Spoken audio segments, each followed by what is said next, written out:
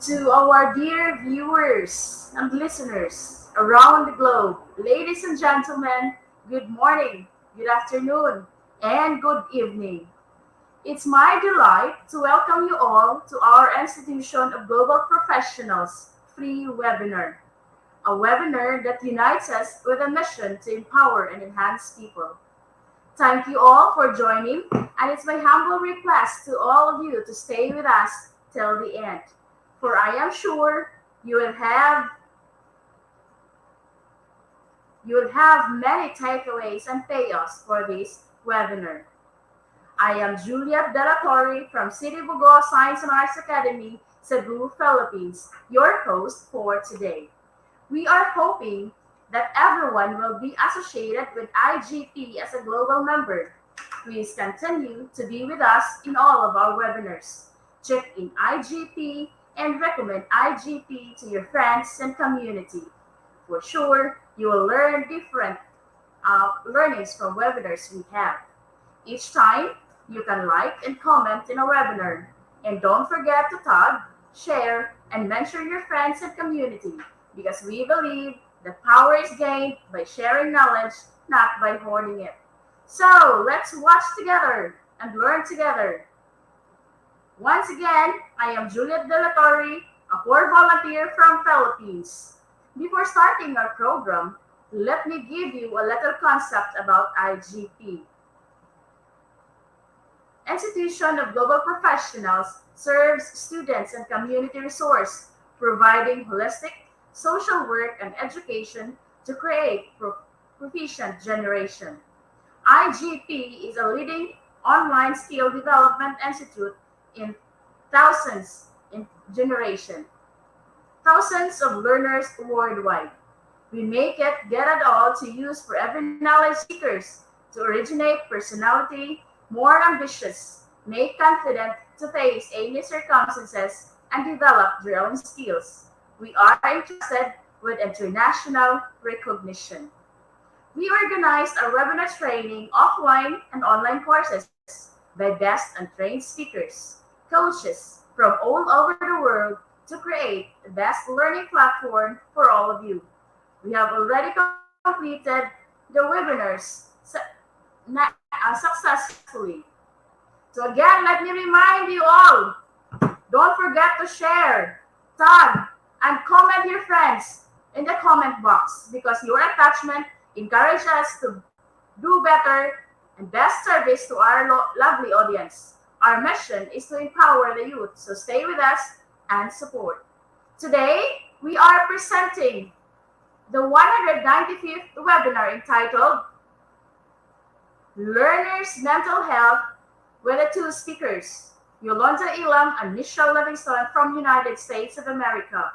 Now, it's time to start a program with IGP's mantra, feed your skills, innovate, inspire, and impact. With our first speaker, Mom Yolanda Elam from United States. Hello, Mom.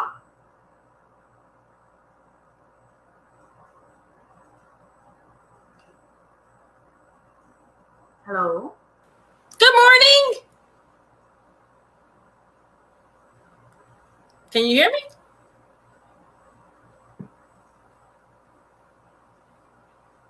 Mom Yolanda. Can you hear me? Can you hear me? May I request to introduce yourself, Mom, to our dear viewers? Cool. Good morning, everyone. My name is Yolanda Elam. I am hailing to you from the United States of America, the state of Texas. I'm super excited to be here. This is my third time that I get to be honored to be in your presence, and I'm so grateful. Happy Sunday to you. It is still Saturday night to me. It is approximately 10:41 p.m. So I stopped saying good morning, good afternoon, and good evening. I'm just going to start saying good day because everybody's time zone is so different. So good day to you. I hope you're as excited as I am, and I hope you've had some coffee. I have been drinking coffee all day, so I can make sure that I'm still energetic for you. So if you have a chance, go ahead and grab you some coffee. If you had breakfast, I hope you're still able to stay awake because this is an interactive presentation. I am going to be asking you to be chiming in on the comments. If you see me looking to the right, it's because I'm looking over there at my other device to see what you're saying, to give me some good feedback. So I hope that you're ready for that. And I need you, if you have not already done so, to go ahead and grab you something to write with and something to write on, because as I said, this is an interactive presentation. You're going to be given a chance to do some things like make your own game. I'm not going to tell you too much. Meditate. We're going to watch some snack videos. I am so excited and I'm so ready. So I'm going to give you just about 30 seconds to a minute to grab you something to write on. I'm pretty sure you already have something because I know you're all awesome and amazing students and you came prepared, but just in case, a couple of slackers might be in there, you got about 20 more seconds to grab you something to write with and something to write on, because we're going to get started. If you were with me before, you know that we did a presentation on mental health for educators. I hope you got value out of that. I had a lot of fun doing it. And then this time we're going to extend the same resource for mental health for learners. So what I've done is I've taken the word learner and I made a mnemonic out of it. So you're going to be given 7 tips, strategies, suggestions on how you can be the best learner possible or to progress into being even a better learner than you already are. So we're going to start with the L. You got about 10 more seconds to get you something to write with and write on. And then we're going to get going. We start sharing my screen while you get your stuff together. Share my audio and then go here and get it. There we go. All right. Woohoo! So here we go. The name of my presentation is Learners' Mental Health, How to De-Stress and Progress. Cute, honey. It rhymes. Made up this morning. By Yolanda Elam, Masters of Educator. Starting with the L in learner. First of all, I want you to realize that we are all learners. I know most of you all are students. Some of you might be staff or faculty, but either way, we're all learners. We learn every day and we learn something our entire lives. I was told once as a teacher, another one of my fellow educators shared with me, my students are going to learn from me whether I do anything or not. They can either learn what to do or learn what not to do. So you're always being taught and you're always learning. So with that being said, the L in learners is to listen to your body. Our body is the wisest resource that we have. It has been with us from the beginning and it will be with us all the way through the end and everything in between. It is the most beneficial way for you to know who you are and what you need. And I know a lot of times we look at aches and pains and discomfort as a nuisance, but it's not. It's not a negative thing. It's our body's way of telling us that it needs something, and it's giving us the opportunity to give it what it needs. It's like a warning. So when you listen to your body, and you might find yourself having a headache, or you may find yourself anxious or overwhelmed or nervous, or rapid heartbeat, anything that your body is telling you, it's giving you a chance to give it what it needs. And so as a student, a lot of times when we feel like, maybe a shoulder pain or we want to crack our neck or everything else, it's because we need to take a break. And when you listen to your body and you know that you need a break, you're giving your body a chance to refresh itself. You're giving your body a chance to pay attention and to concentrate. Breaks allow us to refocus and to stay on task. I know for myself, out of all the degrees I've had, I didn't always listen to my body. And when I needed a break, I used to push through. I used to push through and work during lunch. I used to push through and work when it was a time to actually take a break. And so I'm encouraging you not to do that. I'm encouraging you to listen to your body and actually take a break when you need to.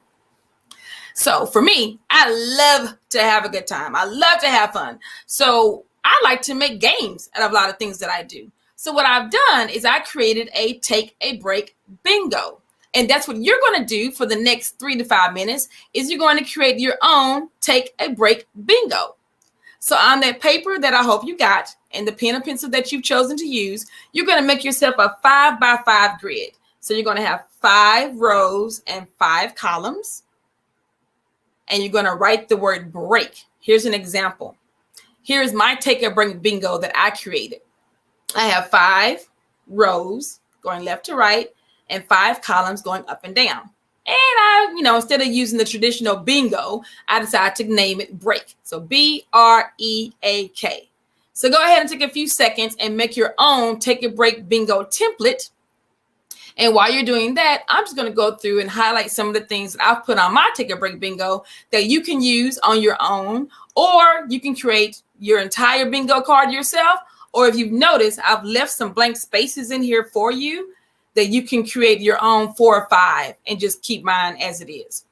So here in my B column, one of the first things I like to do to take a break is listen to a guided meditation.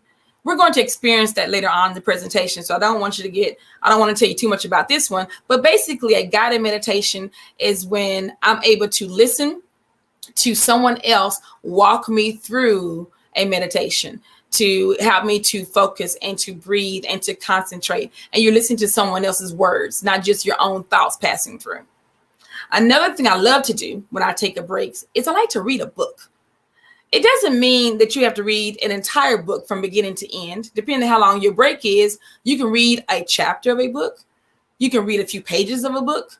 You can set a timer and just read a certain amount of time in a book. But reading a book is another way to decompress, to de-stress, so you can progress onto your assignment or progress onto your next lesson or to progress onto your next class or project.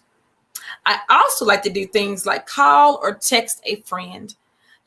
Sometimes somebody's name may pop into your mind and they're not popping into your mind for no reason. It typically means that you're meant to reach out to that person. So maybe during a 3 to 5 minute break, you can just take out your phone and send somebody a message. It can be a, hey, how's it going? Or it can be like, I'm thinking about you, or you can send them a quote or some words of encouragement. Just let them know that they were on your mind. It not only gives them a positive thought for the day because they were thought about, it also gives you a chance to, again, decompress and de-stress. You can also take a break like playing a brain game. I personally love brain games. I love things like Impulse and Lumosity and Peak, and I have all these apps. I actually have a section on my phone called Yammy's Games because my grandkids, I have 5 grandkids. My grandkids call me Yammy, so I have Yammy's Games so they don't go on there and mess up my games. They have their own section when they play with my phone. So in my Yammy's Games, I have lots of ways I can go in there and take a brain break, but also strengthening my brain at the same time. So it's kind of a 2 for 1. So go ahead if you want to and take a screenshot of this slide. You can use any of these 20 examples that I have here. But right now, what I want you to do as I continue to explain some of these is make up at least 5 ways that you can take a break. And then drop in the chat somewhere over there in the chat column. Let me know what's the way that you take a break, a way that you can take a break or a way that you do take a break whenever you want to decompress or de-stress. In my R column, another way I like to take a break is to do some gentle stretches. And we're going to do that in a few minutes too. So I don't want to steal my thunder too much. We're going to practice some yoga poses in a little bit, but you can stop and take some gentle stretches to take a break. You can also listen to music. One of my favorites is this. I love music. I'm also a certified fitness trainer. And so what I do sometimes when I'm substituting for another trainer is people always compliment me on my playlist. I have all sorts of genres of music that I like to listen to and to work out to because I love what music does for my body. I love the way it takes my mind to a different place. So when you're listening to that music, something else you can also do as you're taking a break to de-stress, to progress, is put on the music and dance. Just dance. You don't have to have rhythm. You don't have to know the latest, Millie rock move or anything like that. You can just get up and let your body just move and flow, do a little wave dancing, however you feel, just get to moving. We're going to talk about some exercise moves in a little bit, but one way to take a break is to put on some music and just dance. If you find yourself in a classroom or if you're at home and you have those little dry whiteboards, you can draw. Get a dry erase marker and just, let your mind go free and just doodle and draw without thinking about an actual picture, or create a picture and then write some positive words of affirmation inside that picture. You can read or watch something funny. I love TikTok. I get on TikTok so much sometimes that if you're a TikTok fan as I am, you can get on there and the little guy comes on like after about an hour and a half worth of TikTok scrolling. And he says, hey, I know you love TikTok, but it's time to take a break. And so what I do is I do take a break when he says so, because I must have been on there for at least an hour. So I like to read or watch something funny. You can also go on YouTube and pull up some YouTube videos. I like watching YouTube videos about kids, or sometimes those pranks that people do on others, as long as they don't do it to me, because that's funny when it's somebody else. When it's not me, it's not so funny. Or maybe about dogs or any of those cat videos, something to make yourself smile and laugh. You can also, a way to take a break is take a power nap. There are several apps that you can download. I have one on my phone called Recovery Naps, because it sets my phone up to give me a gentle wake up after 20 minutes have passed. There's a difference between a power nap and a recovery nap. A power nap is just that, 15 to 20 minutes of you getting into a slightly deep sleep, but not so deep that you don't wake up, or not so deep that you wake up even more exhausted than you were before you napped, and a recovery nap. A recovery nap is about 45 to 60 minutes, so it's up to an hour, and you get into a nice deep sleep, but you're still able to wake up from it and you're not exhausted. I like power naps. If I have a break that's at least 30 minutes, and depending on the day before, I'll take a power nap for about 15 to 20 minutes, and I feel very rejuvenated when I wake up. So that's another way you can take a break. And then here in the K column, again, just notice your body. Just stop and listen. Is your body telling you that it needs your attention because you have a headache? Is it telling you that it needs your attention because you might have, you want to crack your neck, or you have back pain or anything like that? Listen to it. Take notice of it.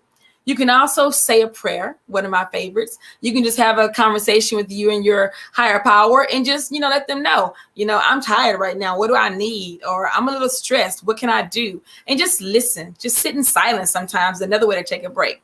So again, if you haven't already done so, just take a picture of this. Take a picture of my Take a Break bingo. You can have access to it at the end. If you email me, I can send you a copy of it and you can print it off. But I've given you about 20 different suggestions here, and 5 different blanks for you to fill in for yourself. So who put over there some ways that can take a break? For me, it's always the 10-minute walk or read for 10 minutes. Oh, I love that. Ranji, hope I said your name right. Yes, that goes back to where I said sit in nature or walk outside. You can set your watch or set your phone to walk for a certain amount of time. Great comment. Also, take a power nap. Yes, as I said, always take a power nap. You can always take a little break. Take a break through reading. Reading is so powerful. It takes you to a whole nother level. So these are just some suggestions on the L, which again is listen to your body. Those aches and pains and discomforts, they're a warning sign that your body needs something. So listen to it. The E, the first E in learner, is to exercise. Yes, exercise up to 10 minutes a day. Ideally, you want this to be 10 consecutive minutes, but all of our schedules are different. If you can do 2 sets of 5 minutes, or 10 sets of 1 minute, or 5 sets of 2 minutes, whatever you need, just get your body to move. Exercise doesn't always mean that you have to have dumbbells, or that you have to go outside and change your clothes and get a cardio burst and sweat. You just want to be able to move your body, and you don't have to be outside to do that. You don't have to be in a gym to do that. You don't have to do any formal exercise at all. What you can do is make desk time productive. You can do some stretching at your desk. You can do some typical yoga poses that we're about to practice in a few seconds. And you can also make your steps count. This is what I mean by that is, let's say, for example, when you drive to campus, or if you're driving to the grocery store, or if you're driving to a restaurant. Now, I am guilty of always wanting to have a close parking spot. My daughter, she gets so frustrated when she rides with me that I would drive around that parking lot for about 5 minutes to find me a close spot. And it's just me being lazy because I don't feel like walking. But if I'm going to be mindful about my steps, I can park further away from the class that I'm going to, park further away from the grocery store entrance. And that way I can also increase my steps, and that can go towards my 10 minutes of exercise per day so I can have some movement. So these are just suggestions. Right now, if you're able, it doesn't matter where you are. Anytime you're sitting still, especially if you're sitting down for long periods of time. I don't know about your class sessions, but when I was in school, my class periods ranged anywhere from an hour and a half to sometimes 2 or 3 hours. So we want to be able to just stretch our bodies. Again, when we listen to it and we need a break, this is another way you can take a break. It's also a way to exercise. I want you to practice with me. So if you have anything in front of you, if it's a laptop or a computer, just move it to the side so you can still hear me, maybe see me through the corner of your eye. Or if you don't have anything in front of you, just get ready to stretch, loosen up a little bit, shake things out. I'm going to go over a few of these poses that I like, some of my favorites. I hope you can see me. I'm gonna lean back a little bit so you can see me better. But the first one I want to share with you is a desk yoga seated crescent moon. You know, in the moon, have you had the full moon like this? Then you have the crescent, you know, like the children draw their moons. When you have a child to draw a moon, they draw that crescent shape, like a half shape. So you're going to have your hands like this at the top. So this is going to be your crescent. And all you want to do is lift your hands all the way up. I'm going to lean back a little bit so you can see me. Lift your hands all the way up into that crescent pose. And you're going to hold it, stretching up nice and tall for about 15 seconds. And just make sure that you're inhaling and exhaling. Because yes, we want to stretch, but we don't want to pass out. So make sure you inhale and exhale. And then just lean over a little to your left. And breathe in and breathe out. Again, between 10 and 15 seconds right here. And then right back to the center. Go over to the other side. And you're getting a good stretch in your oblique. That's the side of you right here. You're getting a good stretch in your oblique. And you're also getting your heart rate up just a little bit to make sure you're staying awake for that class period you're in. And I like to bring mine back in the front just because. So that's a desk yoga seated crescent moon. Another one that I want to share, if you're able to practice with me, is a seated twist. It's right here to my bottom left. And all you're doing is you're taking one arm, you're going to put it over the opposite knee, and you're just going to turn your body like this. And again, you're just going to hold it here for about 10 and 15 seconds. Make sure you're breathing, inhale and exhale. And then wiggle it out in the middle and then turn to the other side. I hope you're doing this with me. I can't see you at home. I'm sure somebody is. And you're just going to turn to the other side.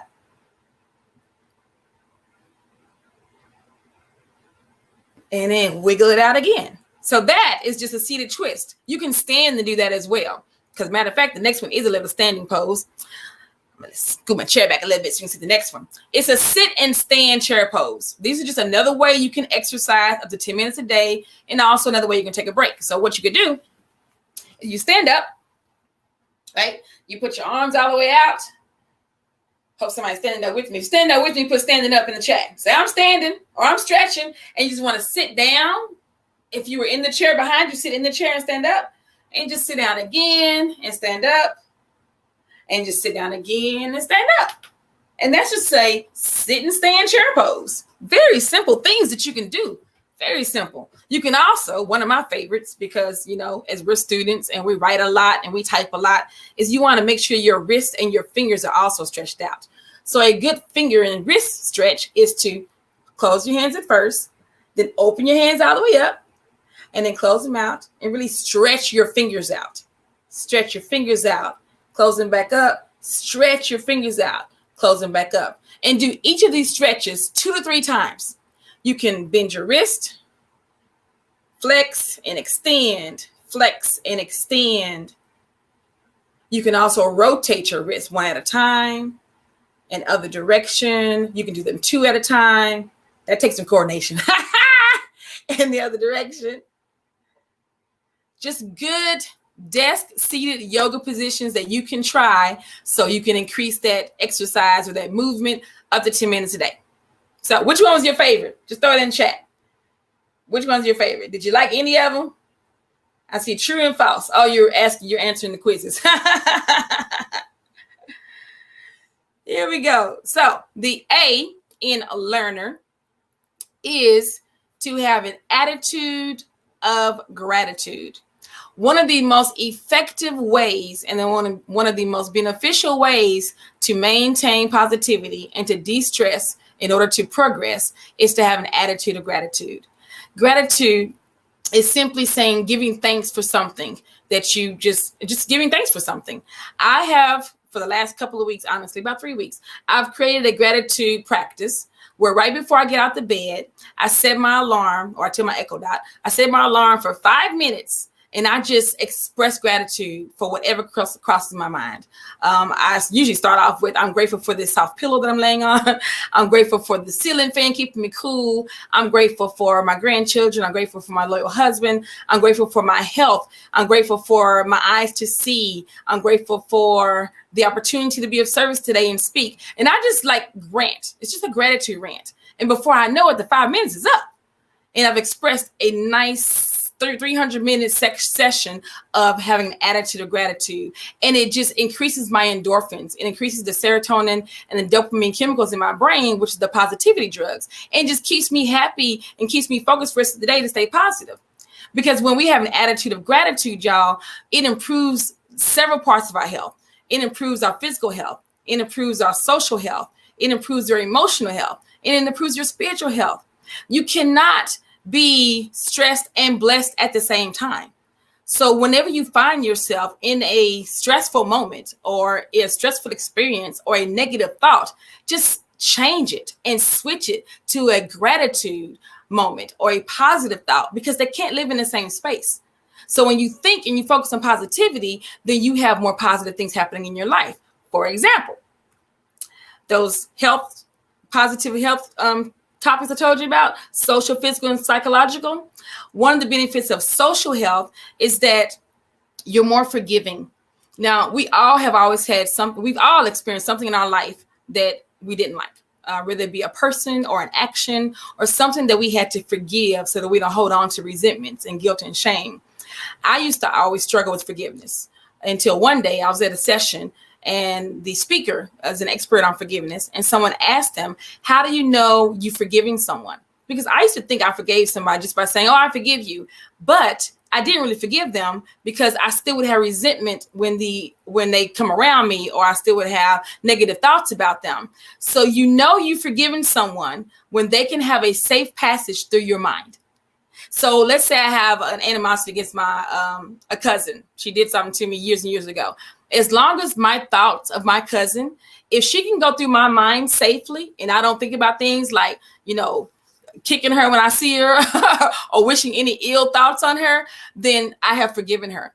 So when the person can have a safe passage through your mind, you've forgiven them. And the attitude of gratitude gives you that power. You're more forgiving. You're more outgoing. You're willing to want to go out and do more things, to hang around with some people. You're more helpful and generous. And you're willing to support other people and to be supported yourself. And then on the physical side, your immune system is strengthened. When you are focusing on positivity, your body functions at its optimal. It's all the digestion processes are smooth. Your blood flow is flowing nice and steady, and you're having just you're positive, and your body feeds off of that. You have lower blood pressure. You sleep longer and better. And let me give you a sleep tip since we're here. There's 3 things that you can focus on to stay positive while you're sleeping. First of all, you want to darken your room. So you might have some night curtains or just turn off all the lights, make it really dark in your room. Then lower your temperature between 60 and 68 degrees, and then cover up with something, like put something heavy on you. So the reason you cut your lights off, and that means all your lights, your technology, your phone is off. If you can dim the light on your alarm clock, do that. Make sure all your televisions are turned off or your armoires are closed or whatever you have that has light in your room, because your body focuses on the circadian rhythm, which is how we wake up. And circadian rhythm is triggered by light. So if there's light in your room, your body thinks that it's daytime and it wants to stay up, or it doesn't allow itself to relax and go to sleep. So darken the room so your circadian rhythm is fooled and it realizes that it's nighttime and you can get a good night's sleep. So there's 3 tips to make sure you sleep well. But that's another benefit of attitude of gratitude for physical. Psychologically, an attitude of gratitude, you're just more joyful. You're more fun to be around. You have more pleasure in your life. That serotonin and dopamine chemicals I mentioned earlier, it's a higher level of that. You're more resilient to stress. I mean, this is about de-stress to progress. So anytime that you find yourself in a negative mindset, or anytime you're experiencing a negative situation, you have the power to choose an attitude of gratitude and turn that situation around to something positive. Because remember, you cannot have a positive and a negative thought at the same time. You can't be stressed and blessed. So let's focus on the blessed part. So the A in learner is an attitude of gratitude. The R in learner is responsive self-care. Self-care is one of those terms that has been tossed around in so many different ways. And people like myself probably thinking it's more like getting a manicure or a pedicure or a massage or sleeping in late on a Saturday or binge watching Netflix in your pajamas. That's not really self-care. Can it be a form of it? Yes. But self-care ideally is just that, caring for yourself, your whole self, your mind, your body, and your spirit. So we've talked about taking some breaks that takes care of our body. We've talked about exercising, also taking care of our body. Some other ways for responsive self-care is to practice mindfulness. Be aware of your breathing. Be aware of the thoughts that are going through your mind. There's enough negativity in the world. We don't have to be negative towards ourselves. So one thing I want you to focus on in this responsive self-care slide is to give yourself some encouragement. Give yourself a compliment every day. As a matter of fact, I want you to take time right now and write down a compliment that you can give to yourself starting today. Starting today, I want you to find something about yourself. Remember that 5-minute gratitude rant that I do in the morning? Well, I also follow that up with a 3-minute positive affirmation rant. So for 3 minutes, I sit there and say positive things to myself for the last 3 weeks. And it's been amazing. And I tend to go down the alphabet. Because like I told you, I like to have things that are fun. So I'll say, I am adorable. I am bold. I am courageous. I am determined. I am energetic. I am friendly. I am godly. I am, where am I? H? I am happy. I'm inspirational. And I'll make it all the way to Z. And depending on the time, I'll go backwards. But just take a minute right now to write down something you can say to yourself that is positive. Speak positive words to yourself, because that really makes you feel good and it makes you, in a good mood. Who does not want to be in a good mood, right? Another thing you can do in response to self-care is celebrate your accomplishments. You don't have to wait until you graduate to have an accomplishment. An accomplishment doesn't have to be something grand. An accomplishment could be that you showed up for class that day. That's an accomplishment. An accomplishment could be that you were prepared and you had your materials. An accomplishment could be that you opened the door for somebody and it made you feel good and you set a goal of doing something kind 3 times that day. But whatever you do, celebrate it. Celebrate yourself, compliment yourself, speak kindly to yourself. There's enough negativity in this world. We don't need it within our own minds. So the R in learner, the first R, is responsive self-care. So we've got listen to your body, exercise, attitude of gratitude, and responsive self-care. Sorry, my bad. I apologize, but I got you excited. If you're able, we're going to slow down a little bit. I know I've given you a lot of information. I know that everything you've had time for has not been adequate time, but since we're limited, I want to make sure we take time to practice this responsive self-care. So if you're able, I want you to put everything to the side, get into a nice, comfortable position, whether that's seated or laying down, and we're going to practice this 5-minute meditation. This YouTube video is from the app Breathe, which is my favorite meditation source. I love this app. It's called Breathe, BREETHE. It's right here in the top corner. And she is one of my favorite meditation guides. Her name is Lynn Goldberg. And it's just, her voice is amazing. So we're going to do this 5-minute meditation right now. We're going to bring ourselves down a little bit. And when it's over, we're going to feel amazing and great. And then we're going to continue. I hope you can hear it.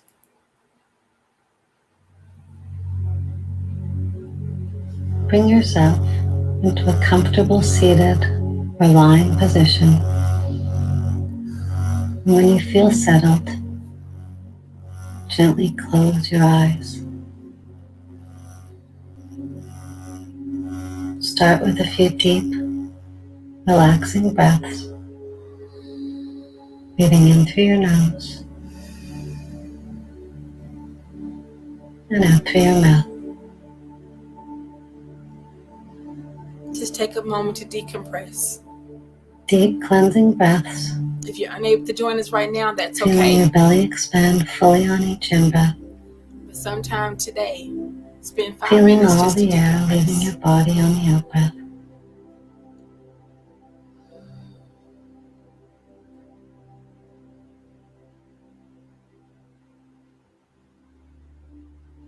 On your next exhale, returning to your normal breathing rhythm.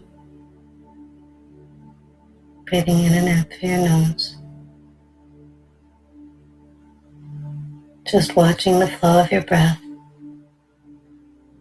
without trying to change it or alter it in any way. Isn't that voice amazing? Just noticing it for the full cycle as it moves in and out of your body. Become aware of the change in temperature at the tip of your nose. Maybe noticing the air is slightly cooler on the inhalation than it is on the exhalation.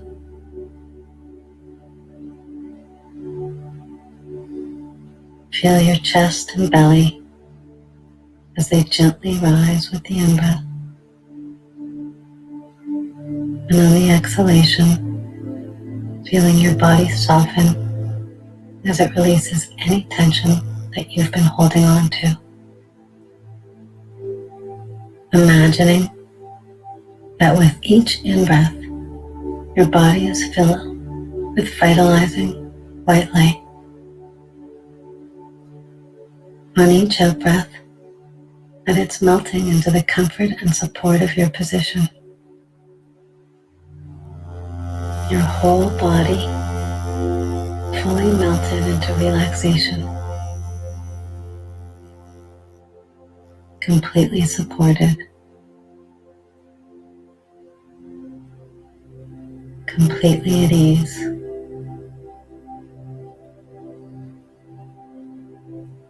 Now begin to imagine that with each inhalation, your body is becoming lighter.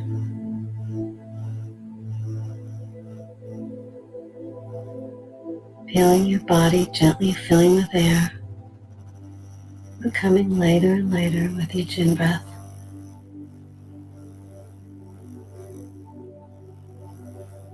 Having your body feel so light, it's almost as if you're floating just up off the ground.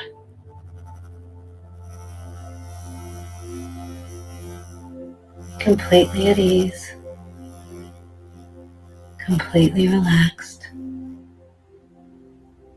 completely rested.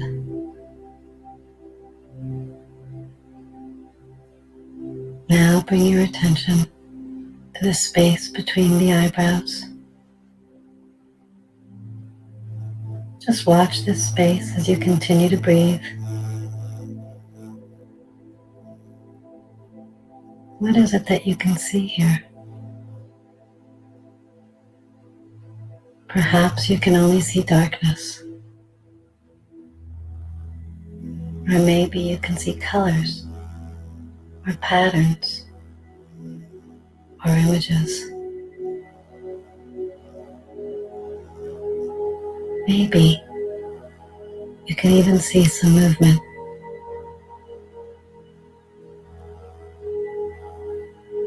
Just observe this space with your mind's eye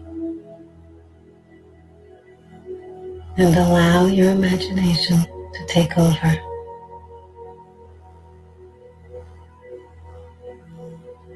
Bringing your awareness back to the rhythmic flow of your breath and preparing to count the breath. 1. Feeling fully rested. 2. Feeling restored and alert. And 3.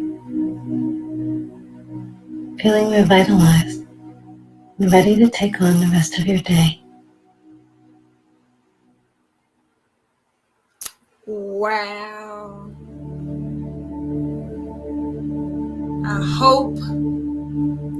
I hope you were able to enjoy that as much as I did. Even just the tone of my voice has slowed down. My body feels really relaxed. And that was an example of guided meditation, as I shared with you in the first slide, on ways you can take a break. It's also an example of showing mindfulness as you have responsive self-care. And again, the name of this app or the YouTube video is by Breathe. You can find it on YouTube. You can download the app on the App Store on both Android and iPhones.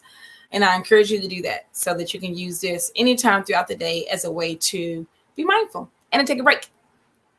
So again, recap. The L is for listen to your body. The E in learner, the first E, is to exercise up to 10 minutes a day. And A is an attitude of gratitude. The R is responsive self-care. And then our N is to notice your environment. By notice your environment, I mean the external things around you. If you find yourself being distracted by noises, or if there's a situation going on around you that's not positive or giving you positive energy, just notice your environment. And sometimes we're not able to get up and go walk outside, or sometimes we're not able to do a yoga stretch or to do things that might draw attention to ourselves. So there's other ways we can do things to calm ourselves and de-stress so we can progress, such as pressure points. We have pressure points on both our hands and our feet. And pressure points are just places that we can apply pressure so that we can relax ourselves, so that we can de-stress ourselves. And one of the simplest ways is to take your pointy finger, right? Pointy finger. Don't point to people, that's rude. But right now I'm pointing to you as an example, and your thumb. And all you do is just give it a good press for 10, 15, maybe 20 seconds. And just breathe as you're doing so. And this can help relax you. You can also palpate it. You can just keep pressing and pressing and pressing and pressing. So if you notice your environment and you feel distressed, or you feel anxious or overwhelmed, or there's distractions and you want to refocus, utilize these pressure points. Another thing you can do is notice your environment is if you feel, again, there's too much going on, just spend a couple of minutes and just do nothing. Don't allow it to enter yourself. Don't allow the negative energy or the distraction become a negative situation. Just spend a couple of minutes and do nothing. Just sit in silence, or just don't move. Just sit still for a little bit. But find ways to find a rhythm in your life. I like the word rhythm instead of the word balance.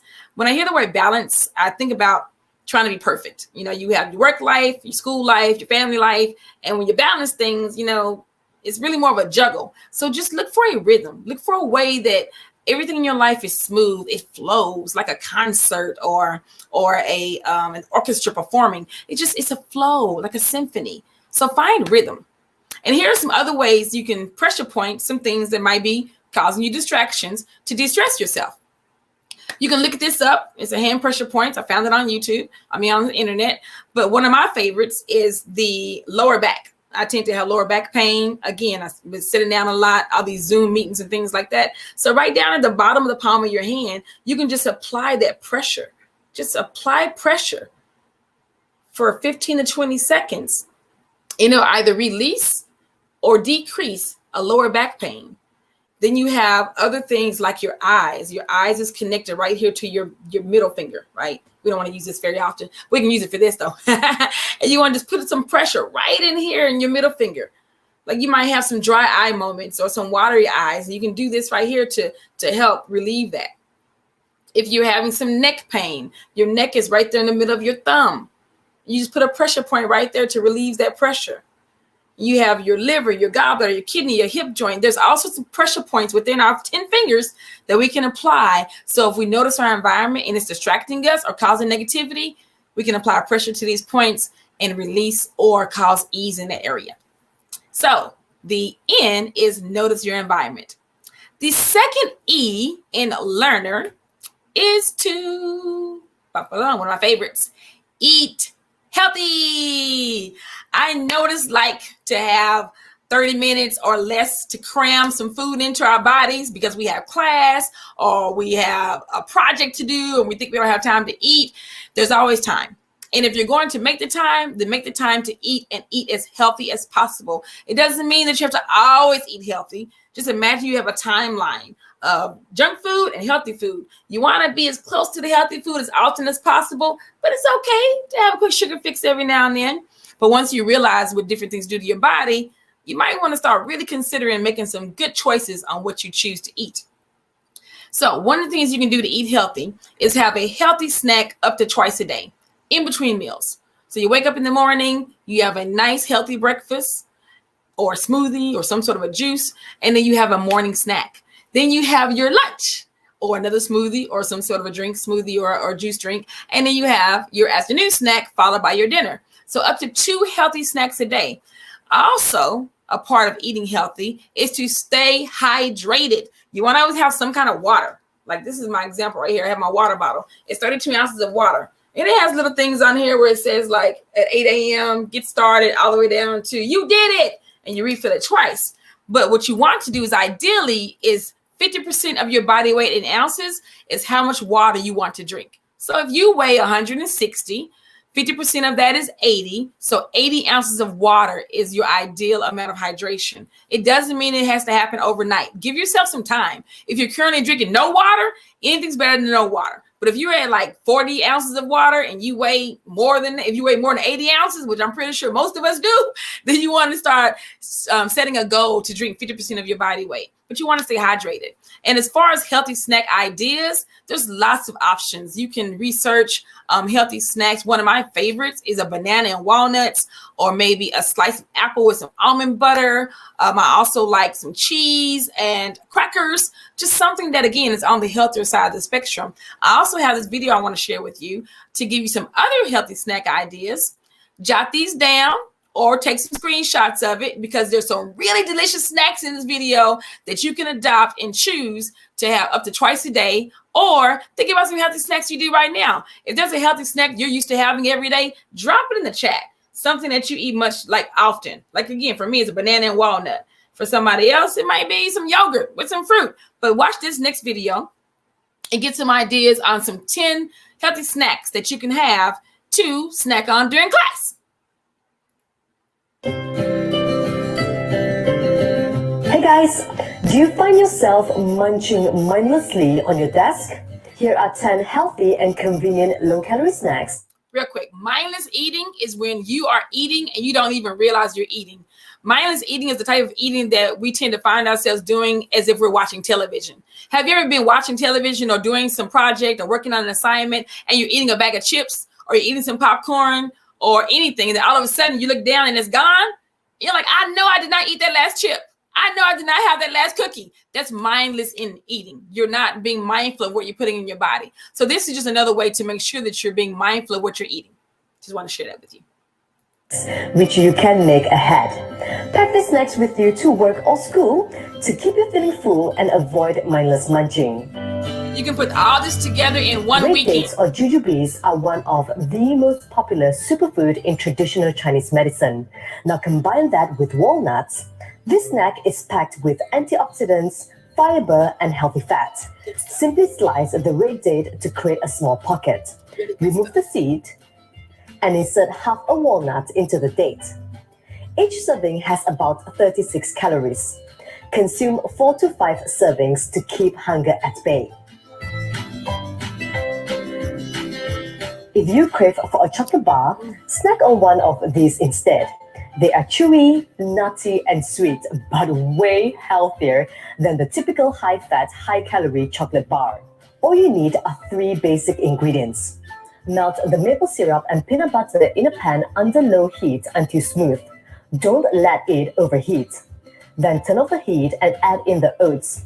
You can also add in other ingredients such as sunflower seeds and cocoa powder. Mix them well. Then simply shape them into bite-sized balls. Chill in the fridge for about 1 hour until firm.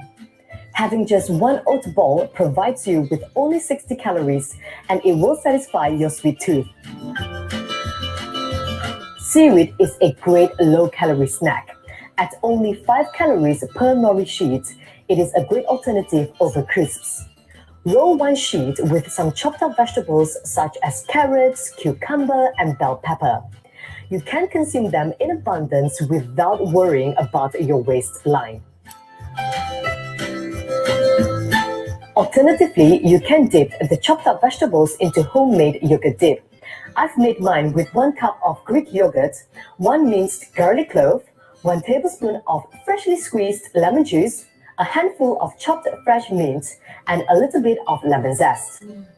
Each tablespoon has less than 10 calories versus 94 calories per tablespoon of mayo or 73 calories per tablespoon of ranch dressing.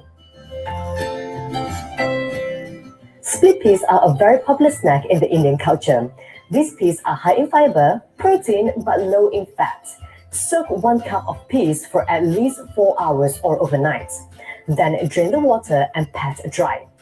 Over medium-high heat, coat the pan with 1 tablespoon of olive oil. Then add in the peas and stir frequently until golden in color and crunchy in texture for about 7 to 10 minutes. Remove from pan and allow the peas to cool down. Season with a little bit of chili flakes and store in an airtight container. Another of my favorite portable snacks are plum stuffed cherry tomatoes. Simply slice the tomato to create a pocket and insert the plum into the tomato. This snack is so convenient and gives you the quick energy boost you need on the go. Instead of buying high-sugar flavored yogurt pot, make your own with natural fruits. Slice about half a cup of your favorite fruits. So I tend to separate the fruits from the yogurt to keep them fresh. And you can prep these portable snack boxes ahead. When you're filling package, simply mix the fruits and yogurt together. Instead of spending unnecessary money on packet trail mix, make your own instead.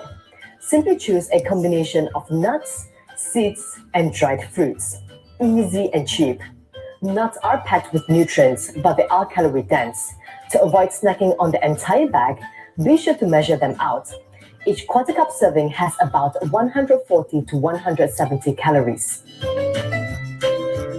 At only 29 calories per rice cake, they're a great, satisfying, low-calorie snack option, and you can top them up with anything you want. So a combination of complex carbs and protein helps to keep your blood sugar level stable and feeling full for longer. Plus, it's gluten-free.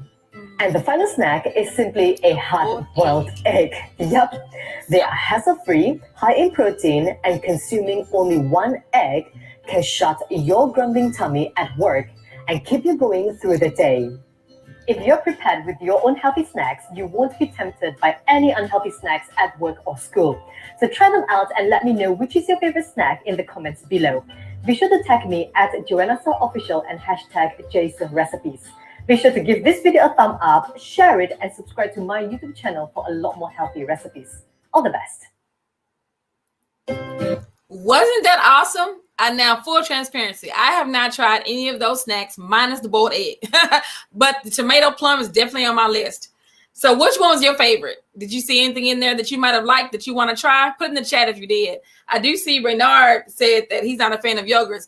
I used to not be a fan of yogurts, but one substitute I used to try was custard.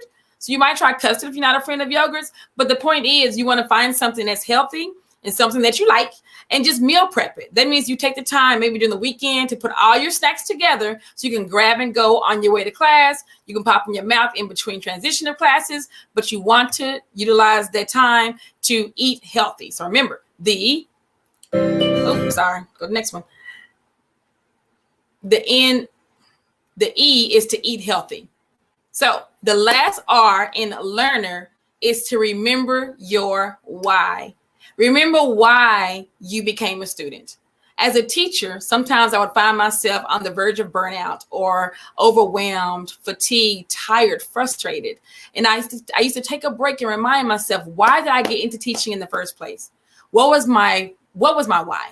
And it always was about the students. It was always about making a difference in their lives, a positive impact on them and the future, and to change the world one student at a time. So if you find yourself in any kind of a negativity or a bad situation, a mindset, remember why you became a student. Why are you taking those classes? What is your overall goal and dream?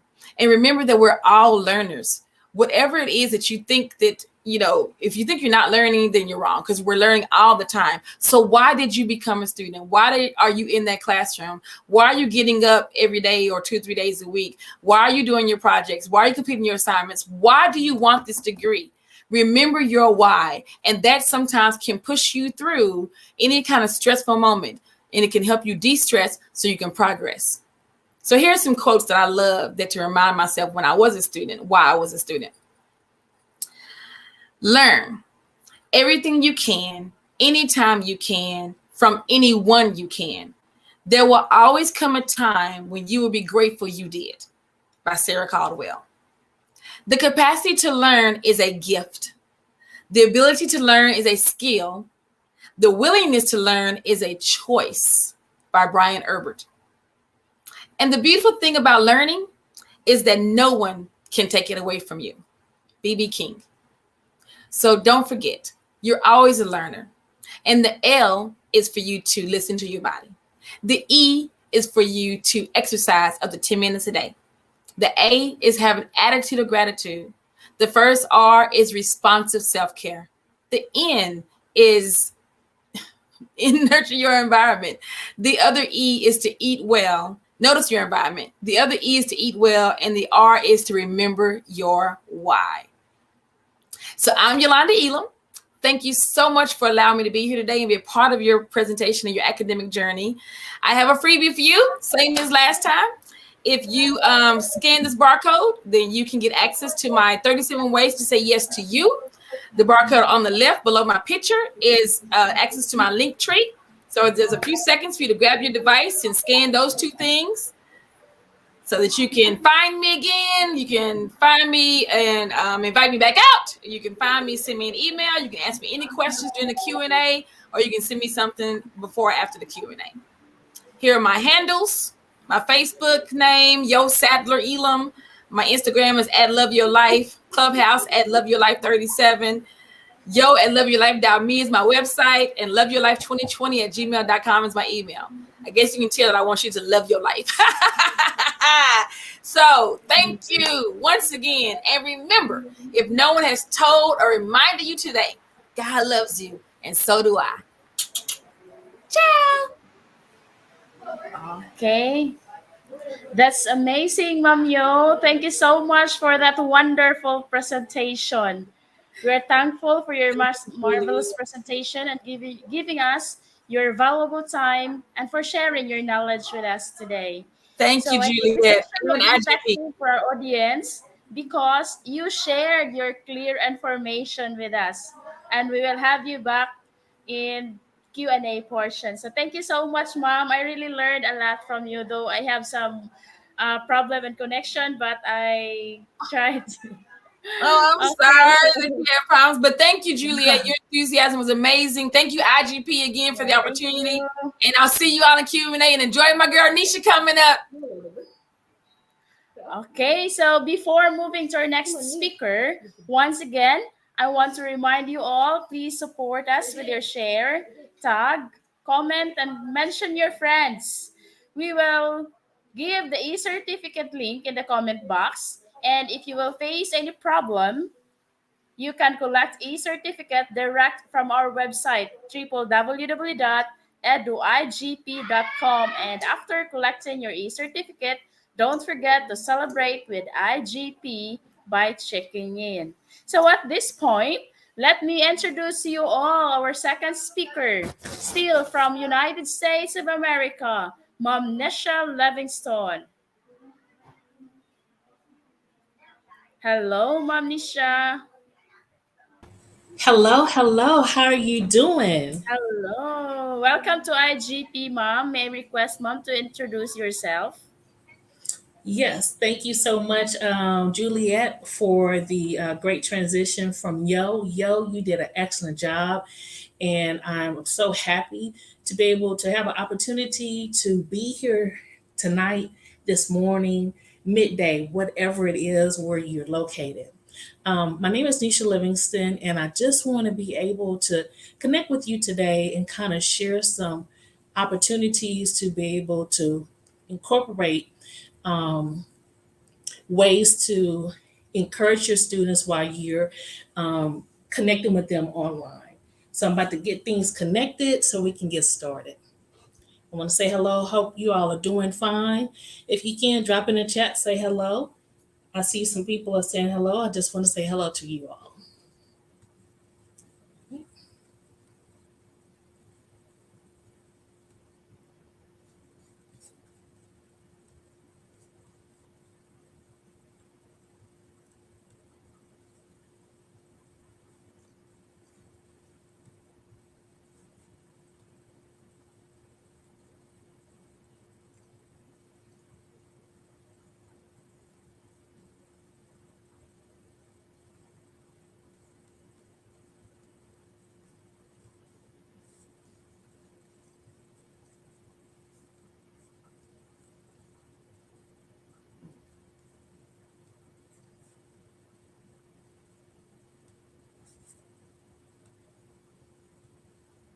My apologies for the delay getting connected. There we go. All right.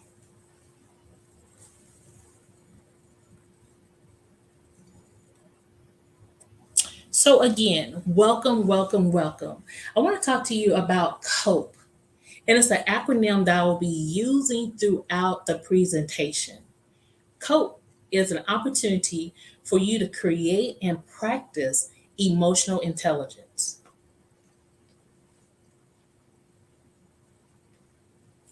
Fear is a liar. It will rob you and prevent you from accomplishing your dreams and goals if you allow it to. Again, I recognize sudden changes often cause emotions to be imbalanced, causing and resulting in fear, anxiety, feeling overwhelmed. I am Nisha Livingston, and I am passionate about providing opportunities and creating space for individuals to feel safe so you can nurture your opportunity to express yourself emotionally, personally, and professionally.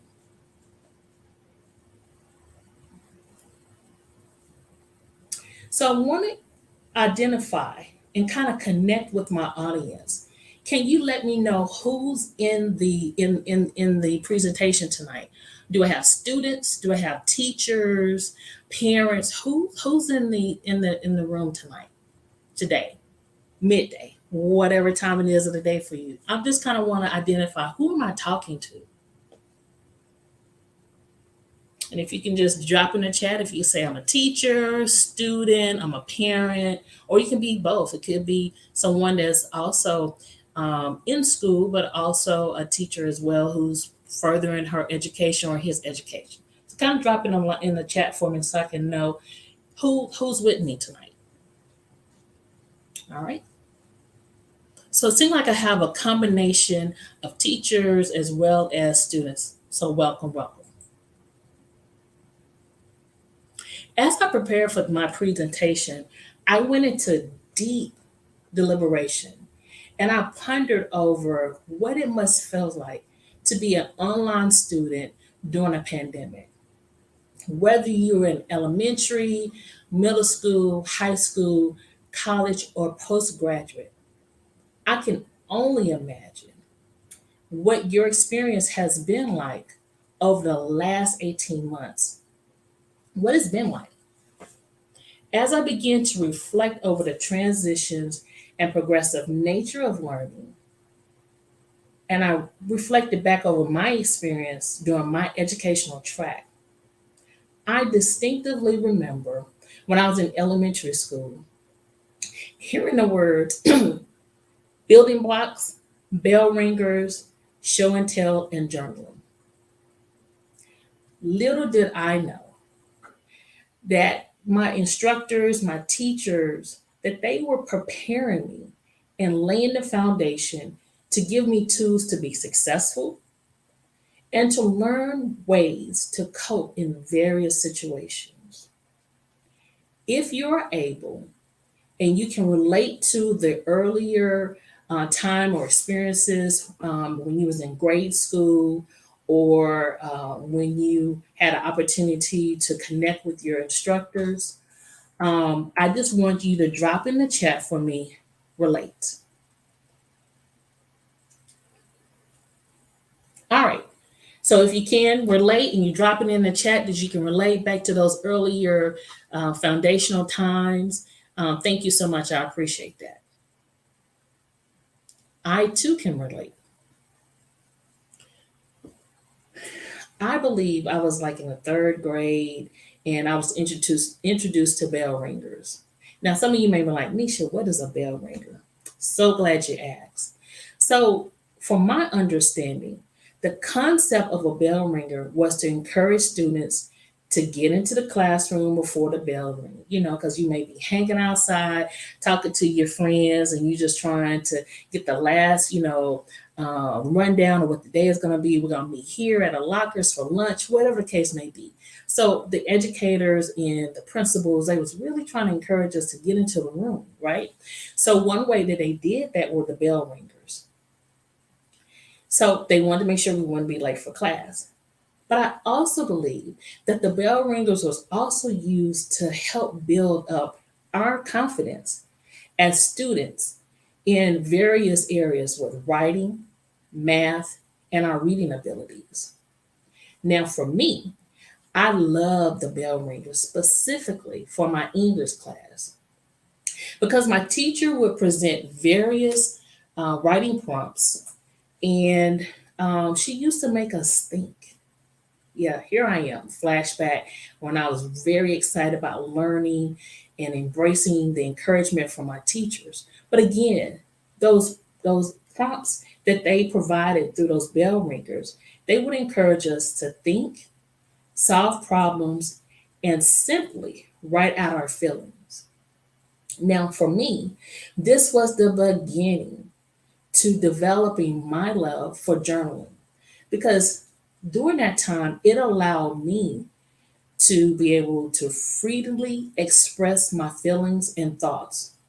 During this time, as you look at this picture, I was a very shy little girl. And so writing was one of my ways that I was able to express myself. And I didn't have to worry about being judged or any corrections were made. That time, I relished that time when the teacher would put on the board for us to be able to write down whatever the prompt was. One day it could be about, what are your dreams? What do you hope to be? And so I would just sit there and just dream and identify, and I would write in my journal during the bell ringers. Now, the thing about the bell ringers, like I said, it was encouraging us to get to the classroom so we wouldn't be late.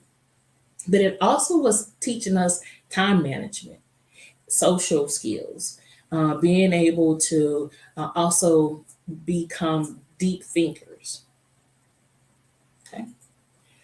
So I also was able to be encouraged to come up and share my thoughts. So the teacher was like, "Yeah, okay, you had your time. She said like 10 minutes for us to write down our thoughts, and she would encourage us to come up in front of the classroom if we felt like it." Now, for a young lady like me who was shy, I was not one to run up there, but she would gently encourage to be able to build up that courage to stand in front of my classmates and share my thoughts. As I look back over my experience in third grade, it was one of the purest and authentic making for the teacher to create an opportunity to cultivate an opportunity for us to be creative and have fun learning in a safe place. She wanted to make sure that she had the opportunity for all of us to be able to grow and be able to set an example of what it looked like for those that's shy like me to be able to say, "Hey, you are in a safe place. Your peers are here. We're going to encourage you." And so that began to build that community of support within the classroom. But these are things at the time I didn't realize. But looking back over that experience, that was the beginning of laying those foundations for me to be successful, to be able to connect and to communicate with one another, but most importantly, to be in tune with my feelings. In my allotted time with you, I would like to cultivate a similar safe place, an environment for all of you to feel safe in sharing your thoughts, feelings, and ways you cope with anxiety, stress, and online learning. I also want to use the word COPE, as I mentioned earlier, as an acronym to appeal to educators and students in the audience. So, I want to give you some time to be able to get your pens, your papers, because I'm going to provide some information for you. But again, I want it to be interactive. So I'm going to give you a couple of minutes to be able to pull out your pen and your paper so you can take some notes and be able to refer back to it from time to time. All right. So I see you guys have your pen and your paper. If so, drop yes in the chat so we can keep going. All right. Thank you. Thank you. So the first letter for the acronym is C, right? So we're going to use COPE, to deal with and attempt to overcome problems and difficulties. So these definitions that I'm going to continue to share with you are found from the Merriam-Webster Dictionary. Okay, so in addition to me giving you the definitions, I will also provide you with some examples as well as resources to further explain the acronym COPE.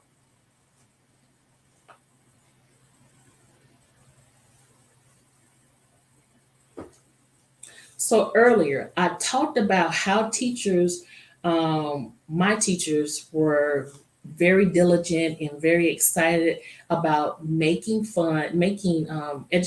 education fun. And so they would build safe environments for us to be able to learn how to interact with one another within the classroom, socially, as well as how to effectively solve problems. So some of those bell ringers will be from math, it would be from English, it would be from social studies, but it was all geared to teach us how to have that ability to socially, as well as to interact socially, but also to solve problems. So I want to encourage you, educators, students, teachers, to be able to embrace the opportunity to think of COPE as a way to create opportunities to practice emotional intelligence. Now, I'm sure you're asking, Nisha, what is emotional intelligence? We're going to get to that. Hang on just a minute. Okay.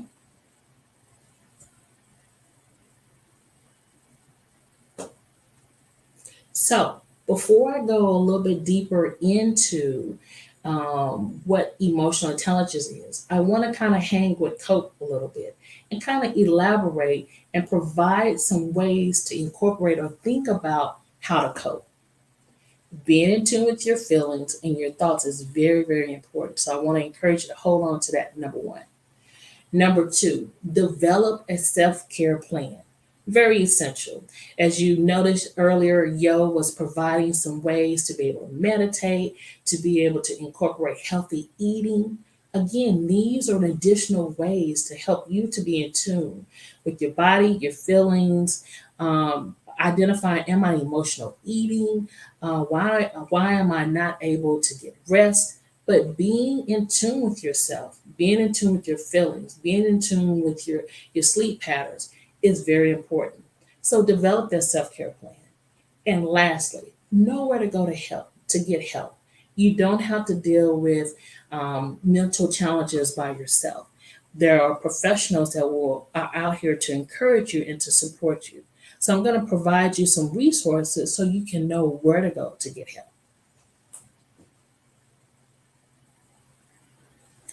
Where can you go to get help?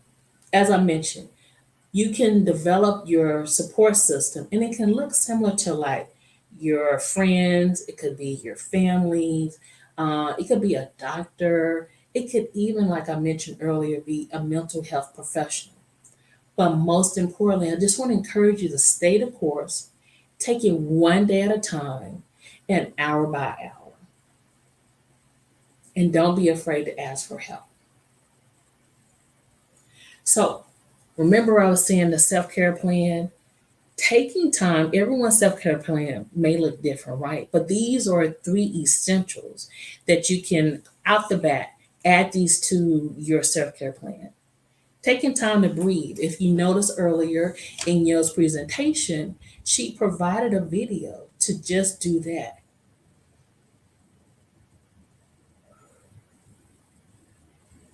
Just breathe. Stop and relax. It's so relaxing. Also, she mentioned getting outside, getting fresh air is important to get outside and get fresh air. You can get your natural vitamin D source from the sun.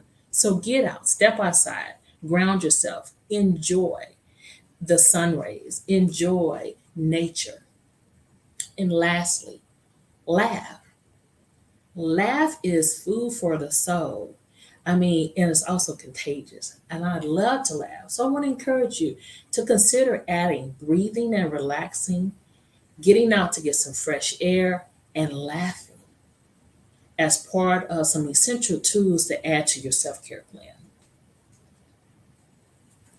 The next letter that I want to go into is C, create. So this is the first letter for the acronym COPE, right? Is create. So first I want to, again, give you the definition, is to bring into existence, to produce or bring about a course of action or behavior, to produce through imaginative skills. Again, that's create.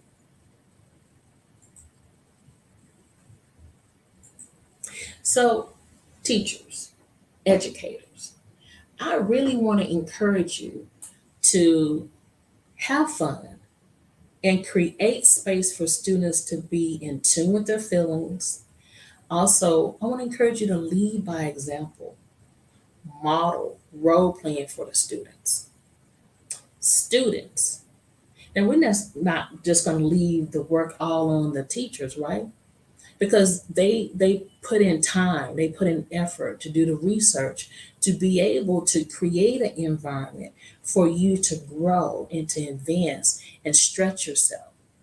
So students, I want to also challenge you and encourage you to be able to stay the course, be creative, and to be able to think outside the box, and to be able to challenge yourself, whether you're learning online or in person. So here is the time I want to encourage you to give me some input. Please share one way that you're incorporating creativity for online or in-person learning. Please drop in the chat for me. Educators, just give me some feedback and just let me know, where are you?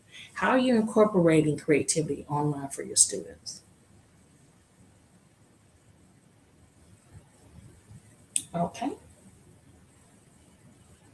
All right, keep them coming, keep them coming.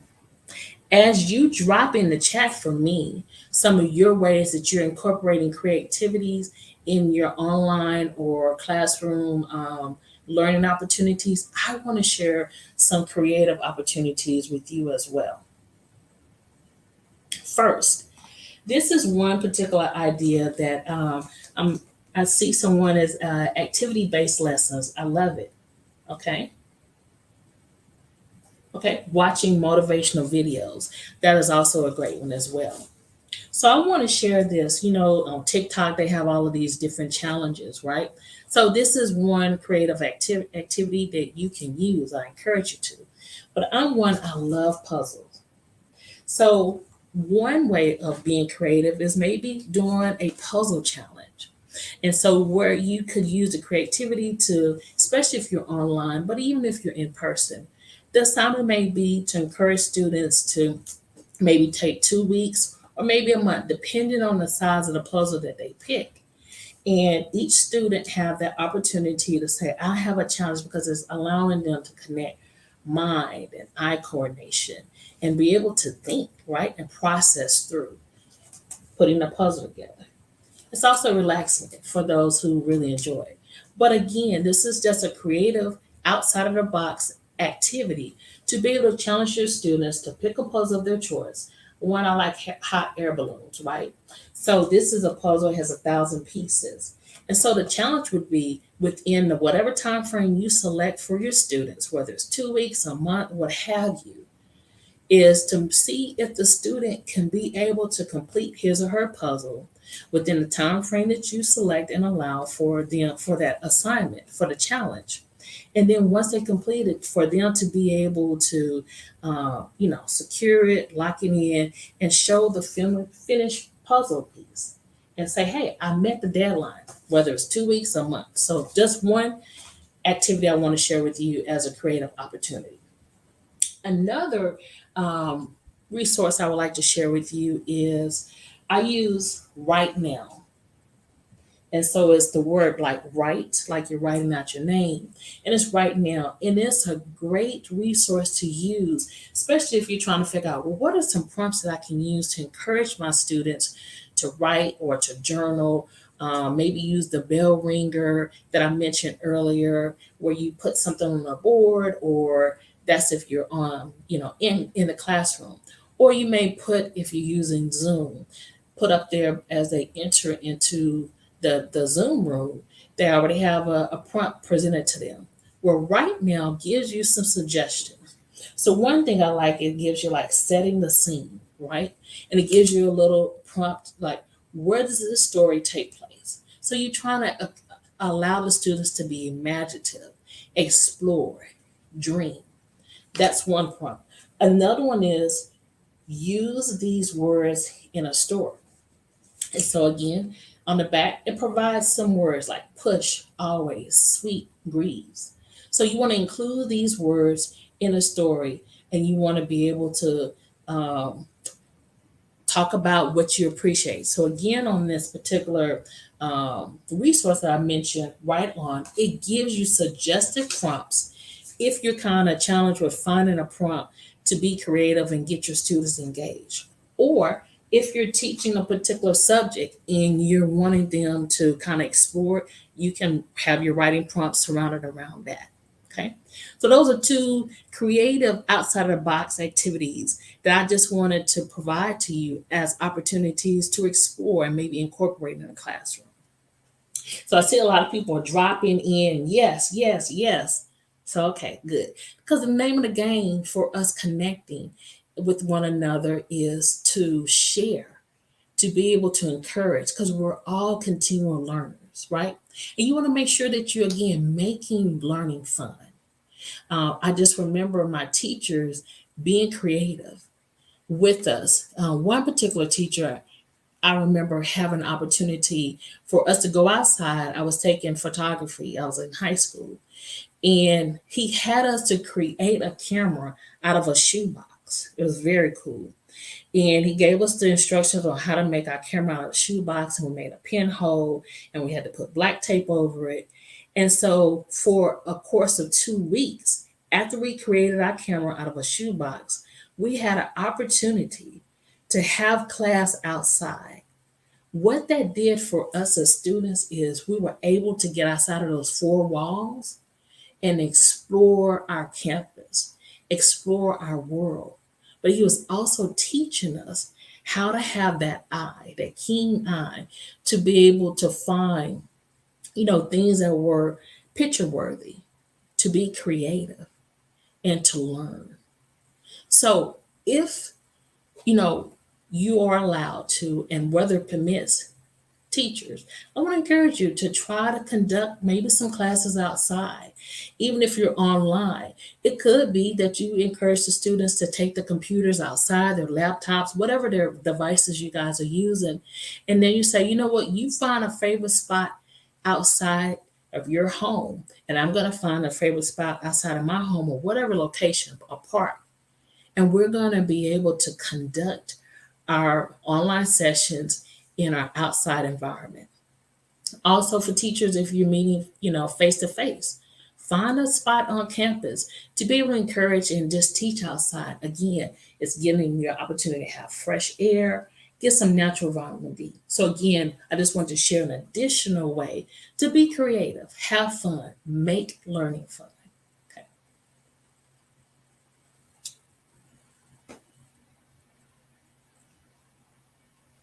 So again, I love this quote by Maya Angelou. You can't use up creativity. The more you use it, the more you have. So again, in educators, teachers, students, please explore new ways how to cope, and have fun as you embrace learning. Because I know over the last 18 months, pandemic, we're being, forced sometimes to social distance. It has taken a toll. And I'm sure it has drained some educators, it's drained some students where learning is not how it used to be. We've had to make some vast adjustments, and it caused fear and frustration. But again, I want to challenge you to dream. Don't allow the pandemic to stop you from dreaming. Don't allow the pandemic from stopping you to have a love to learn. If you remember that picture I showed you when I was in the third grade, I was eager to learn. And here I am now, years later, still eager to learn, despite the pandemic. So again, you can't use up creativity. The more you use, the more you have. Maya Angelou. So the next letter within the acronym is O, opportunities, right?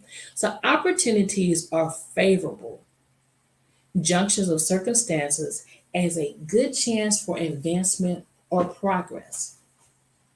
I also want to encourage you, educators as well as students, to keep an open approach, dream big, explore, continue to look for ways to connect with your students and validate them. And also, student, it doesn't hurt to validate the teachers as well. You're creating your community to communicate and to give feedback. Teachers as well as students, you both need feedback to build that community, to build that safe place to be able to navigate throughout these challenges that we are faced with throughout the pandemic. Team effort. So as we continue on, I want to also encourage you to practice, right? Which brings us to our next letter for the acronym code, P. So practice, you can do this to do or perform often, right? So doing repetitively, getting the opportunity to be professional and also to be engaged professionally. But you want to train by repeated exercises. You see the picture here, track. So athletes who run track, they have to practice over and over and over, get their timing down, understand, if they're on a relay team, the timing, when to pass the baton, and making sure that they're connecting, but they're advancing their skills and they're able to perform just by practicing over and over and over again. So just like an athlete, educators, teachers, I want to encourage you to practice. So here's a great opportunity, right? I want to seize this moment to kind of incorporate and show you what it looked like for me when I was in third grade, when I was introduced to the bell ringer. So I'm going to incorporate the bell ringer, if you will, in this presentation, again, to serve as an illustration, a demonstration for you to consider maybe introducing this if you don't, use this as an opportunity. For those who maybe use something similar to this, to be able to explore and expand how to incorporate fun and activities, but being able to connect with the students and checking in with them. Sometimes, throughout, this time frame, everyone is focused on education, which is good, right? But are we checking in and saying, how are you doing? Putting your finger on the pulse. So I want to take this time to kind of create an opportunity to build on the acronym COPE. So right now, we are taking an opportunity to create time to practice. So my demonstration that I want to share with you is the gratitude jar.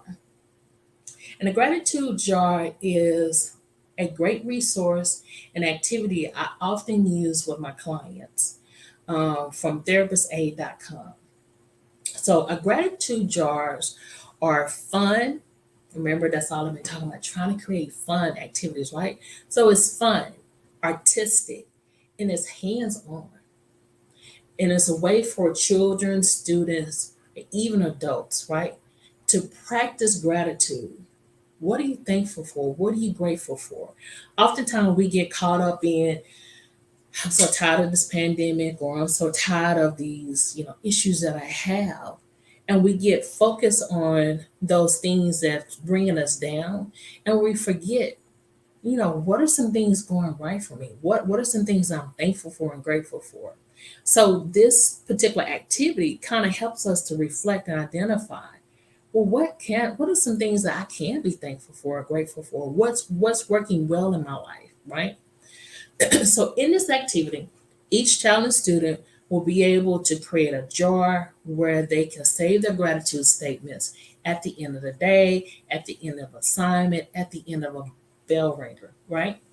So if you're teaching online or face to face, this activity can be done, across the board. So I don't provide you with what materials you should use to be able to use this as an activity in your classrooms. So for the purpose of this demonstration, I've already completed my jar, right? But I kind of want to show you what it can possibly look like. So you may want to get a clear glass or a plastic bottle, or again, remember I said being creative. I had a teacher when I was in 12th grade had us to create a camera out of a shoebox. So again, you can be creative with your gratitude. And for this purpose, it's a jar, but it could be a gratitude, box or what have you, right? But for the purpose of this demonstration, I chose a clear glass. So other materials you may want to use is art supplies, ribbons, stickers, magazine cutouts, etc. You want to be creative. You want to have fun. Next, you also want to get like some blank strips to be able to encourage your students. So again, if this is an online, activity that you guys are doing together, you want to send this list to them in advance so they can know, okay, I need to get a clear glass, a box, what have you, that of their choice. Get some colorful, construction paper. And these are just blank strips that I cut out to be able to use for gratitude prompts, whatever the teachers, give you, or you can create your own prompts, right? So here's some examples of those strips. Once you have your strips, then you want to begin to help your student or the child. If parents are on here and say, you know what, I can also incorporate this at home. But you want to be able to help them to personalize the jar, the bottle, the box, whatever that may be, whatever item you chose to collect your gratitude prompts in your papers. Use that. Creative. You can use ribbons, stickers, magazine cutouts, find anything, of nature. But anything that, again, allows the students to be creative, to have fun, okay? So for this case, you notice that I have my ribbon here. I put gratitude jar in different colors. Yellow is my background. So I'm trying to be creative, and so I can know when I go to this is my gratitude jar. So just kind of want to show just my quick, creative way of creating mine, right? And of course, you can always add to it to be able to say, this is my go-to for my gratitude jar. So after you decorate it and you have it, prepared the way you would like it, now it's time to add in like 3 gratitude statements. So the idea of this is try to do this on a daily basis, right? Or if you choose to do it on a weekly basis, you may say, Nisha, I want to encourage them to have more than 3. But you can start out with 3 gratitude statements. And so a gratitude statement acknowledges something that a person appreciates or is thankful for. So the participants, tonight I want to encourage you today throughout this presentation that you can use the prompts that I'm about to provide to you, or you can write your own, right? But here's an opportunity for us to practice together of what this looked like of you being able to engage with your students and using this activity as an opportunity to identify what are you thankful for, what are you grateful for.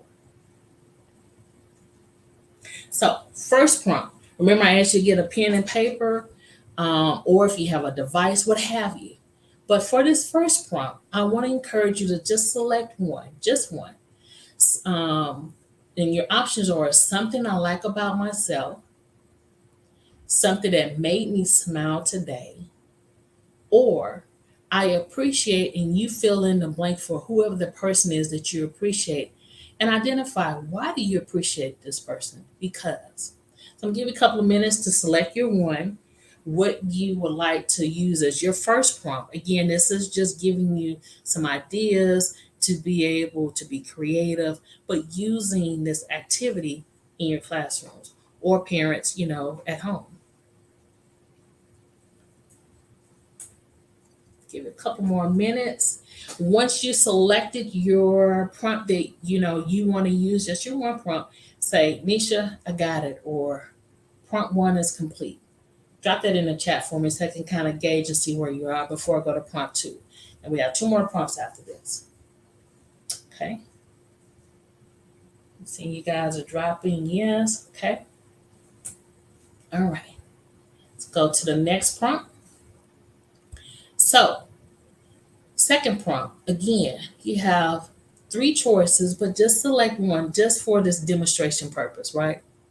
So again, you're facilitating, you're encouraging your students, whether online or in person, to be able to start using either the strips that I was showing you, or if they have a journal, or if they have a pad or what have you, that they're answering these and selecting their prompts that they want to use to identify what they're thankful for and grateful for, right?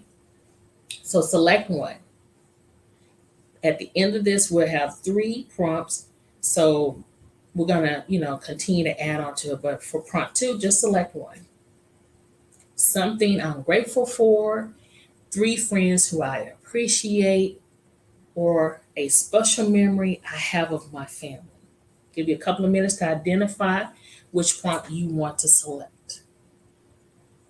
Once you select it, just drop. Got it, Nisha. All right. Thank you so much for your participation. I really appreciate that. So now I'm going to go to prompt 3. So select one, okay, just one, for the purposes of demonstration. Something I look forward to every day. Today I felt happy when. This week has been good because. Give you a couple of minutes to identify which one you would like.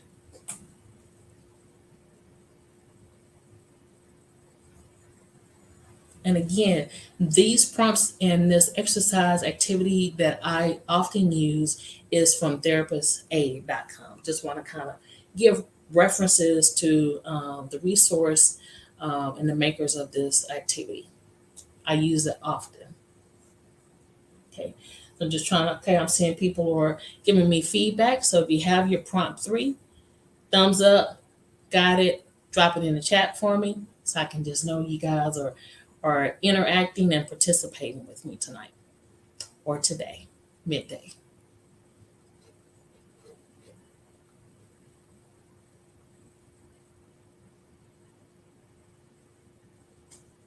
All right.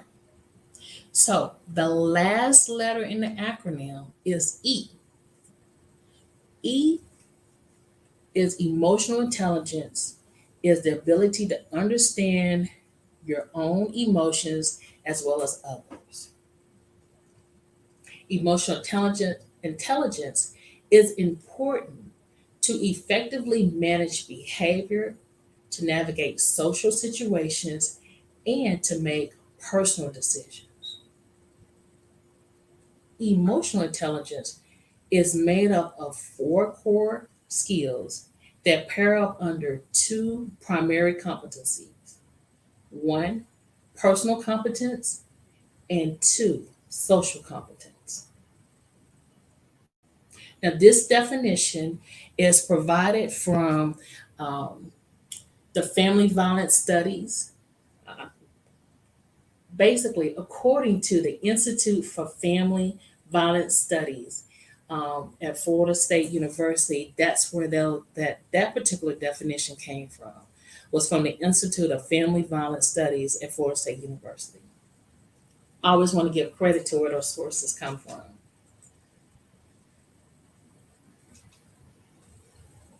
So, essentially, I want to be able to kind of follow up with you guys and want to make sure that you guys understand what emotional intelligence, is consists of. So the video next to that you will see is I want you to hear from a student's perspective of what emotional intelligence means to them. Okay, so it'll take a minute to kind of hear how students interpret and understand what emotional intelligence means for them. The world, it would be amazing because everybody would be stands for social emotional learning. It teaches people about how to deal with your emotions and basically helps you through life physically and mentally. It helps me calm down and become a better person because I have to be able to work together with people. It helps us communicate in a better way. It really helped because a lot of bullying has stopped in my school. My dream is to become a leader, to do something great, and these skills are going to help me to reach out to other people, to be able to connect with them in a different way. If SEL was all around the world, it would be amazing because everybody would be kind to each other and everybody could teach everybody. There would be no wars. It would just be the most wonderful world we could have. My school life without the skills, the social and emotional learning skills, would be kind of hectic, because not only would I not know what's the right way to handle a situation, but my peers wouldn't either. So a lot of issues and a lot of conflicts would escalate instead of being resolved. These core values stay with you for your whole life, so therefore you can communicate better with other people, you can work together better, you can listen and be open to other people's ideas. There's a lot of things you can do. It's nice, to be able to show people that you're a teenager who's not just some random kid running around. You're someone who has respect and you care for things and you care about your community. I think it affects what happens at home because I can be really caring to my sisters and brother. If I treat him really well, he treats me back well. I think it's very good because I didn't know very much about empathy and how you can treat it to other people, and now I know because of that program. Nobody really wanted to talk to people. They were just kind of in their own shell and didn't want to come out talking. When this came, they were all... Everybody really had to greet each other and get to know each other. Communicate. It just helps a lot with anger problems and knowing people better. You also learn lots of 21st century skills like collaboration, communication, getting your work done on time. I think every school should have a little bit of character education because when you get out of school, you cannot only be book-wise, but you have to also be people-wise.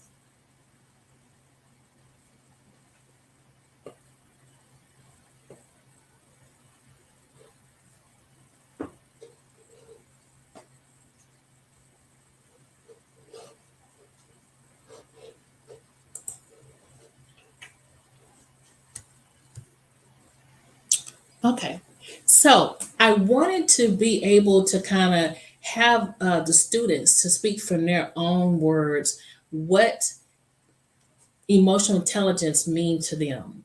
And so it kind of gave you an opportunity to hear how they have interpreted what emotional intelligence means. But also I want to I'll share that video because it's a great resource, educators, parents, and students to be able to further gain an understanding of what it is. They have great resources on there for you to be able, again, to find opportunities to create using this information in your classrooms, but it also is bringing awareness and understanding of what emotional intelligence mean? So remember earlier I talked about the personal competence. There's two categories. Personal competence is one. And so under that personal competence are two specific areas that students can work on, and also adults. Self-awareness is your ability to accurately perceive your emotions and be aware of them as they happen.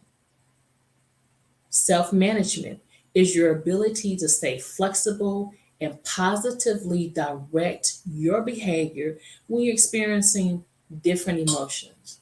So we all have, seasons or situations that cause us, to be sad, be happy, be mad, or just be able. Or sometimes we may isolate because of different circumstances.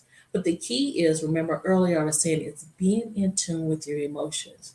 And so having check-ins, right? Instructors, you are encouraging your students to be able to do self-explorative activities through journaling. Again, those writing prompts, those examples that I gave you earlier. Again, you can be creative. You may set out for in your lesson plans. Today we're just going to focus in on how in tune are you with your emotions.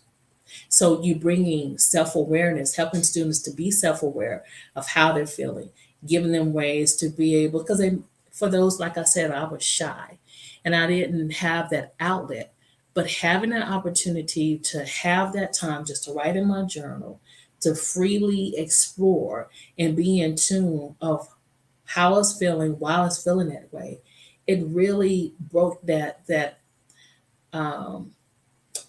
wall that I had, that I was so scared to be able to verbalize how I felt, but I was able to do it in a writing form or the written form. So journaling, writing prompts. You can also, another approach you can use is, if you are identifying that this concern or issue is bigger than you, then I want to encourage you, educators, to again do an assessment, check in with your students, not only in a collective manner, but do it individually to see where they are. And like I said, if you identify, okay, this issue is bigger, then consult with a mental health professional to be able to help the students. And even educators, if you're finding yourself having some challenges, to get with a mental health professional to explore and to be able to be aware of your emotions and how to manage those emotions. Okay. The last area is social competence.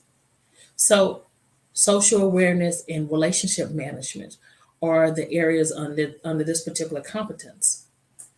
Social awareness is the ability to accurately sense others' emotions and understand what is really going on. Like I said earlier, a lot of us have not had an opportunity to really connect with people because of the pandemic. And so it causes us not to really be aware. But if you notice, educators, some of the students are isolating or they're on the screen, but they're not really engaged. You may want to be able to create activities to have them, write your prompts, but let's open up for us to share and gently encourage those who, if you find them isolating, to be able to be socially aware of that other peers' emotions and feelings. Lastly, relationship management is your ability to use awareness of your emotions and the emotions of others to manage interactions successfully. So typically, this is done when instructors have an opportunity. They do group projects for team building exercises to see how well you can connect and work with others. That also, again, you can have a support group when you're having them to do the journal exercises and you're supporting those who may not be as vocal as others. That you have a support team and the other students that are in the background. It's like, hey, you can do this. Again, you're creating that team, that supportive group for the students to be able to interact with one another, providing social support. Another way, too, to be able to manage relationships is learning how to be assertive. A lot of people say, well, can you help me understand what is assertive communication? Not a problem. So, assertive communication is your opportunity to be able to what?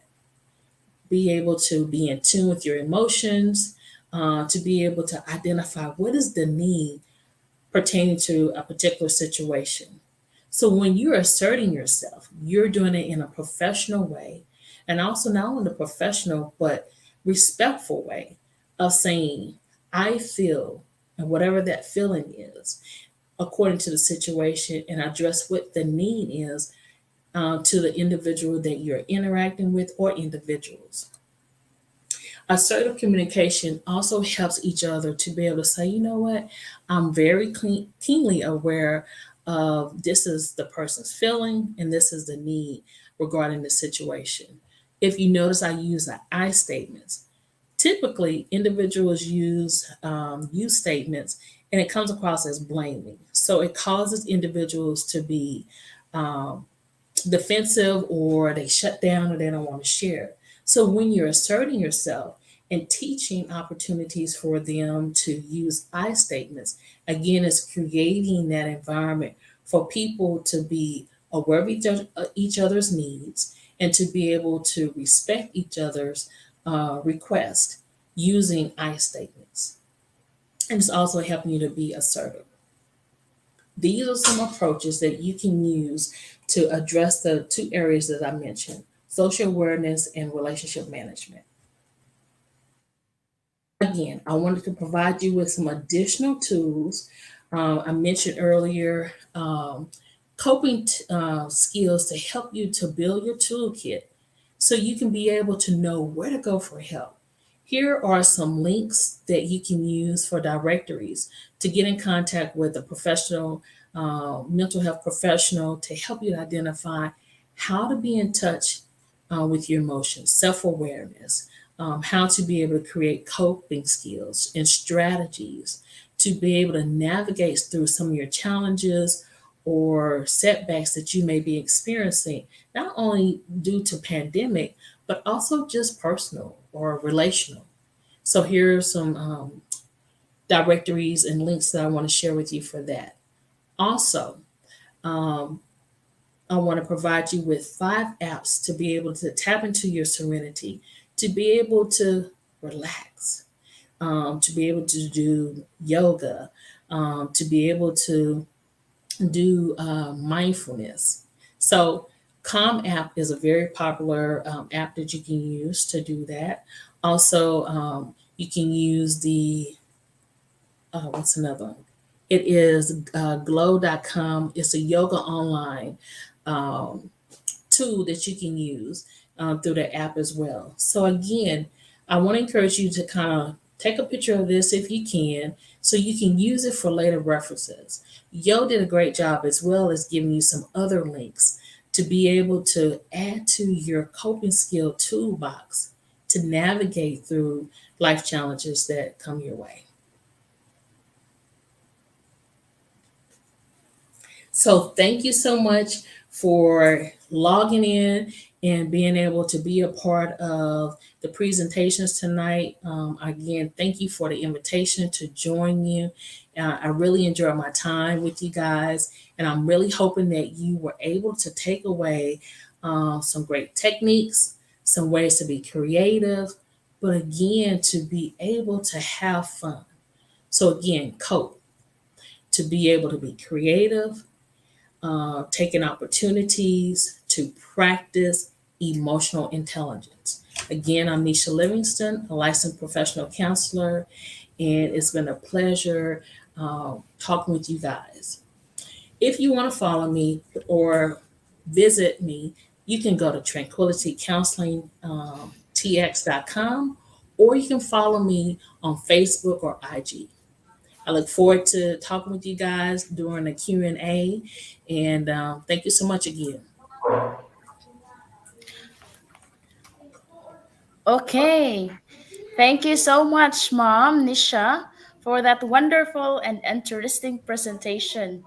I believe you are able to give a beautiful insight to the topic and that the first participant got an important takeaways. As for me, I am much catch on the topic about self-care because we all know that self-care is very important to all of us.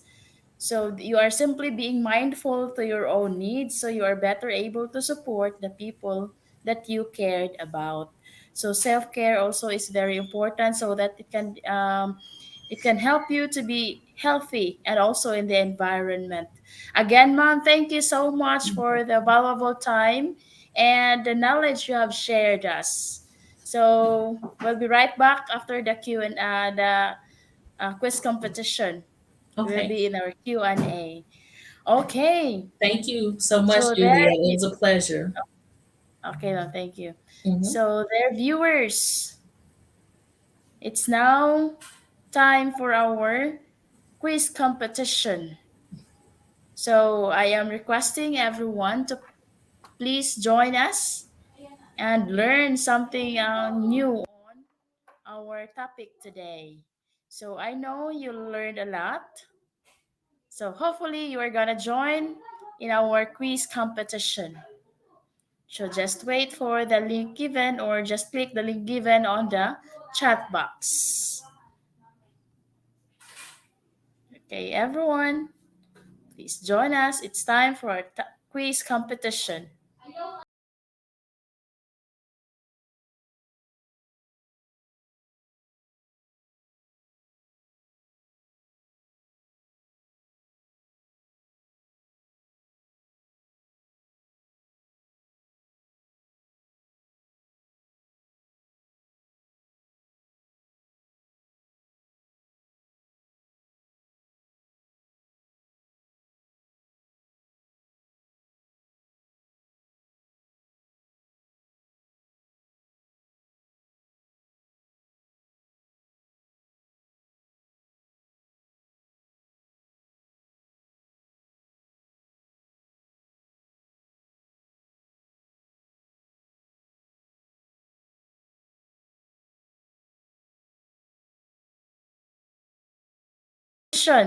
Yanessa Mindigorin, Raquel Emanayos.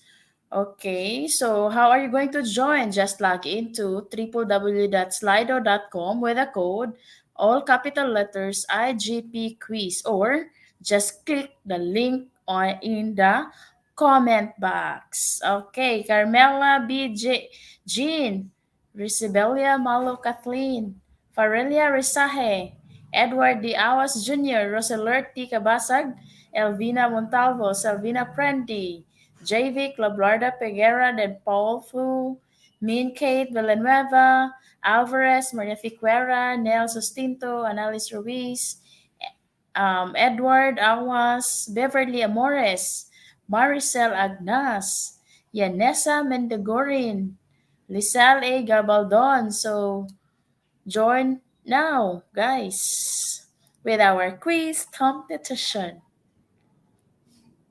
So for sure, you learned a lot from the speakers. So I think you can all answer the question, or I think maybe we get okay. Elvera Montalvo again. So there are many who join us with our quiz today. Okay, we're waiting for the others who are gonna join. Come on, let's join.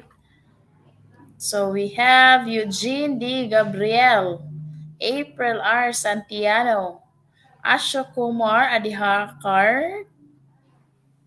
We have Kathleen Vesta, Juliet Hermoso, Francis May Dison, Noroniza C. Bakar, Beverly Amores. So they are joined the quiz already. How about you? Join now. Okay, we're about to start. The first question.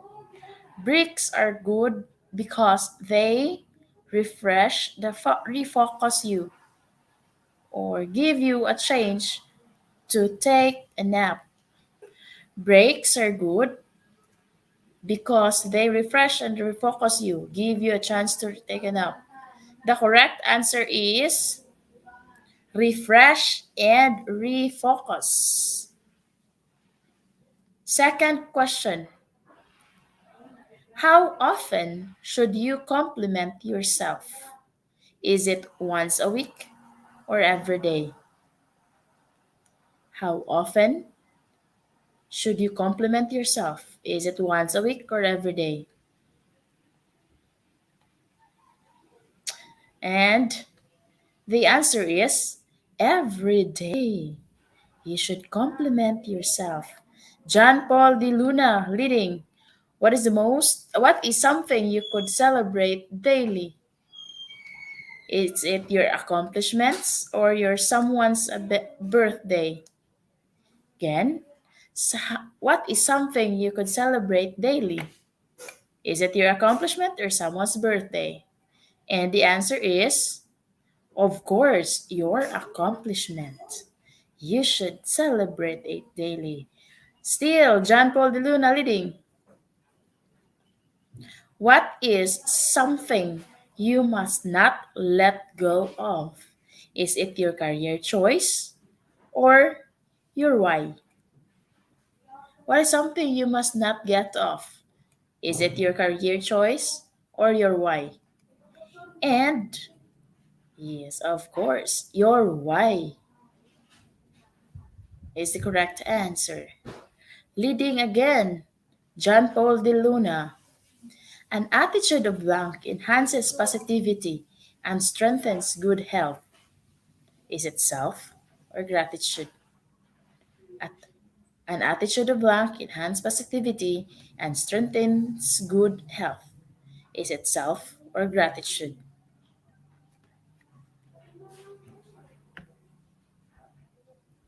The correct answer is gratitude. Still, John Paul de Luna leading. A box was used for a gratitude demonstration. Is it a yes or no? A box was used for the gratitude demonstration. Is it yes or no?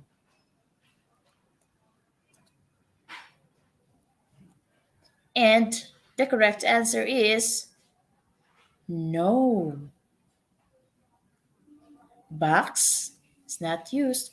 Okay, leading Andrea Hollanda. The audience was encouraged to take out a pen and paper to take notes. Is it a yes or no?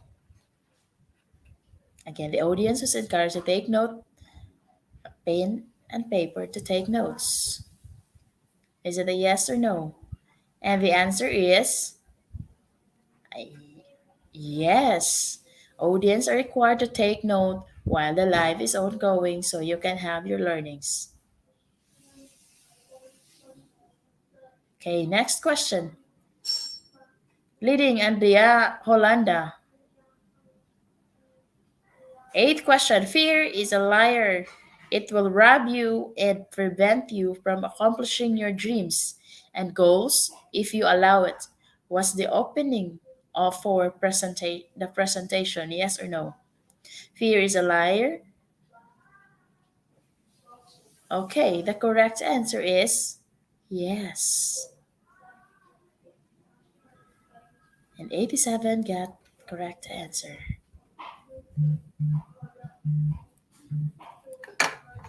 Okay. Next question. The acronym COPE means create opportunities to practice emotional intelligence. Is it a yes or no? Again, the acronym COPE means create opportunities to practice emotional intelligence. Is it a yes or no? What's the correct answer? And the answer for this question is a yes. That's the ninth question. Who is leading? Okay, again, Andrea Hollanda leading on this question. Next, the last question. Emotional intelligence is made up of 4 core skills that pair up under 2 primary competencies, personal competence and social competence. Is it a yes or a no? Again, emotional intelligence is made up of 4 core skills, pair under 2. What is the correct answer? And the correct answer is It's a yes. It's so congratulations to all winners or the top 10. We have the top 1, Andrea Hollanda. Second, we have Andre oh, the first is Alex Alvarez, sorry. Second is Andrea Hollanda. Third is Micaela Marie Lumahang. The fourth is Rosalerty Cabasag. Fifth, we have Mian Kate Villanueva. The sixth is Amida Nicole. The seventh is Beverly Sumikad. Seven is Beverly Sumikad. Eight is Leonica Sumikad. Ninth is Ameline A. Katubay. And the top 10 is Nang Lathon. Okay, so congratulations to all the winners for our quiz for today. So you just wait for your certificate to be posted in IGP FB page. Thank you so much for joining. Okay, let's wait for the Q&A. You can write all your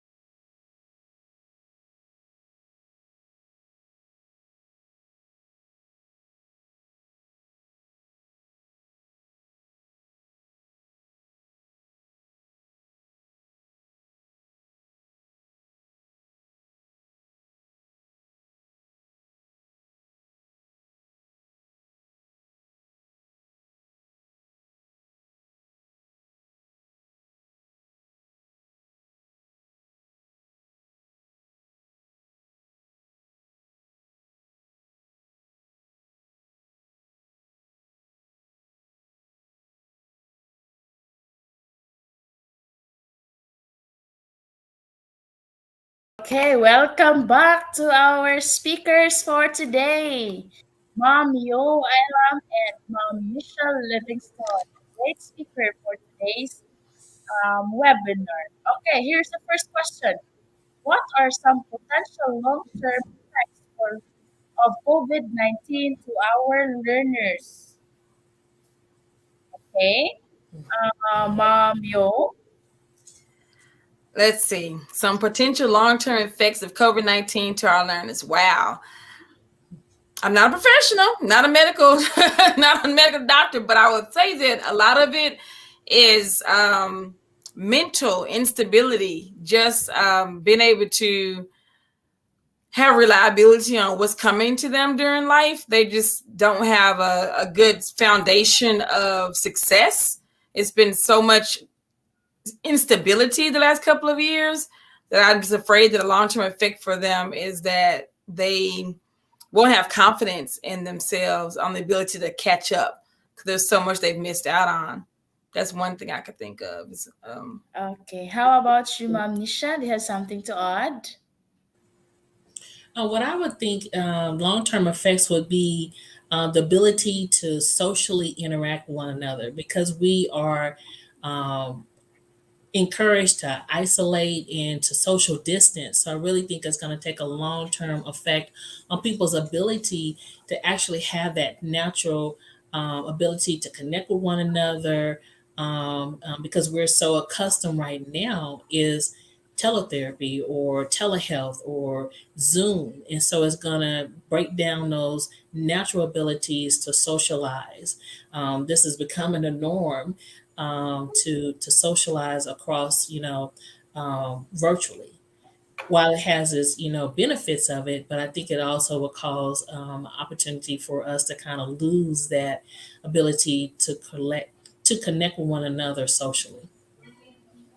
Okay, thank you, Mom. You're welcome. Okay, let's move on to the next question. Next question for today is coming from Andrea Hollanda. To Mom Yolanda Ilam, how do I get back on track after the break I took? As a student, when I take a break, it is often hard to get back on the track. First of all, I love that your last name is rhyme with my first name. So Yolanda, Holanda, okay. But let me see. It depends on the kind of break you're taking. My suggestion would be for you, Andrea, is to set a timer. Whatever kind of break you're taking, whether that be a stretch break or the recovery nap or anything you're doing, if you have a hard time coming back from it, give yourself a time limit and just keep practicing that until it becomes a discipline. So set a timer so you can not go over and just come back when the timer goes off. Yes, I will always remember that, Mom, because sometimes when I get break, I will remember with what you've said. Okay, next question. Again from Andrea Holanda. Okay, from Leonisha Sumikad to Mom Nisha Livingstone. What are the tips for calming anxiety of our learners? How can mindfulness help alleviate the condition or treat students with depression? Great question. I want to encourage you to be able to, like I said, being in tune with your emotions and your feelings. But if anxiety is one of those areas that you struggle with, looking into some of the calming apps to be able to help yourself to relax, breathing techniques, to be able to kind of step back and just say, you know what, let me relax myself and be able to say, hey, I can't, focus right now, but I can use this breathing exercise, or I could take a moment to step outside to ground myself. Knowing what ways to calm yourself, I think, is essential. It could be for some writing, it could be for some listening to music, but finding techniques and approaches to be able to calm yourself. The next part of your question was, how can mindfulness help alleviate the condition or treat students with depression? It can help because they know, if I find myself having sweaty palms or I feel that my heart is racing, knowing your signs, knowing what causes you to get anxious. Because some people, they can't, they get hot, they get frustrated. Knowing your signs, what leads up to you feeling anxious or feeling nervous, being in tune with that. Like, okay, when this happens, then I know if I use an opportunity to take a minute and count to 5 and breathe. I liked how Yo shared in her presentation, just even touching right here to press. That could be another technique that you can use. But being aware of your signs, being aware of what calms you in that moment that you feel anxious, that will help to address those issues with anxiety and depression. Well, thank you so much, Ma'am Nisha, for that wonderful answer. I will apply it also. Next, a question from Rose Belia Malo. To all speakers, what are some of your advice to minimize mental stress in the learner side and for the teachers?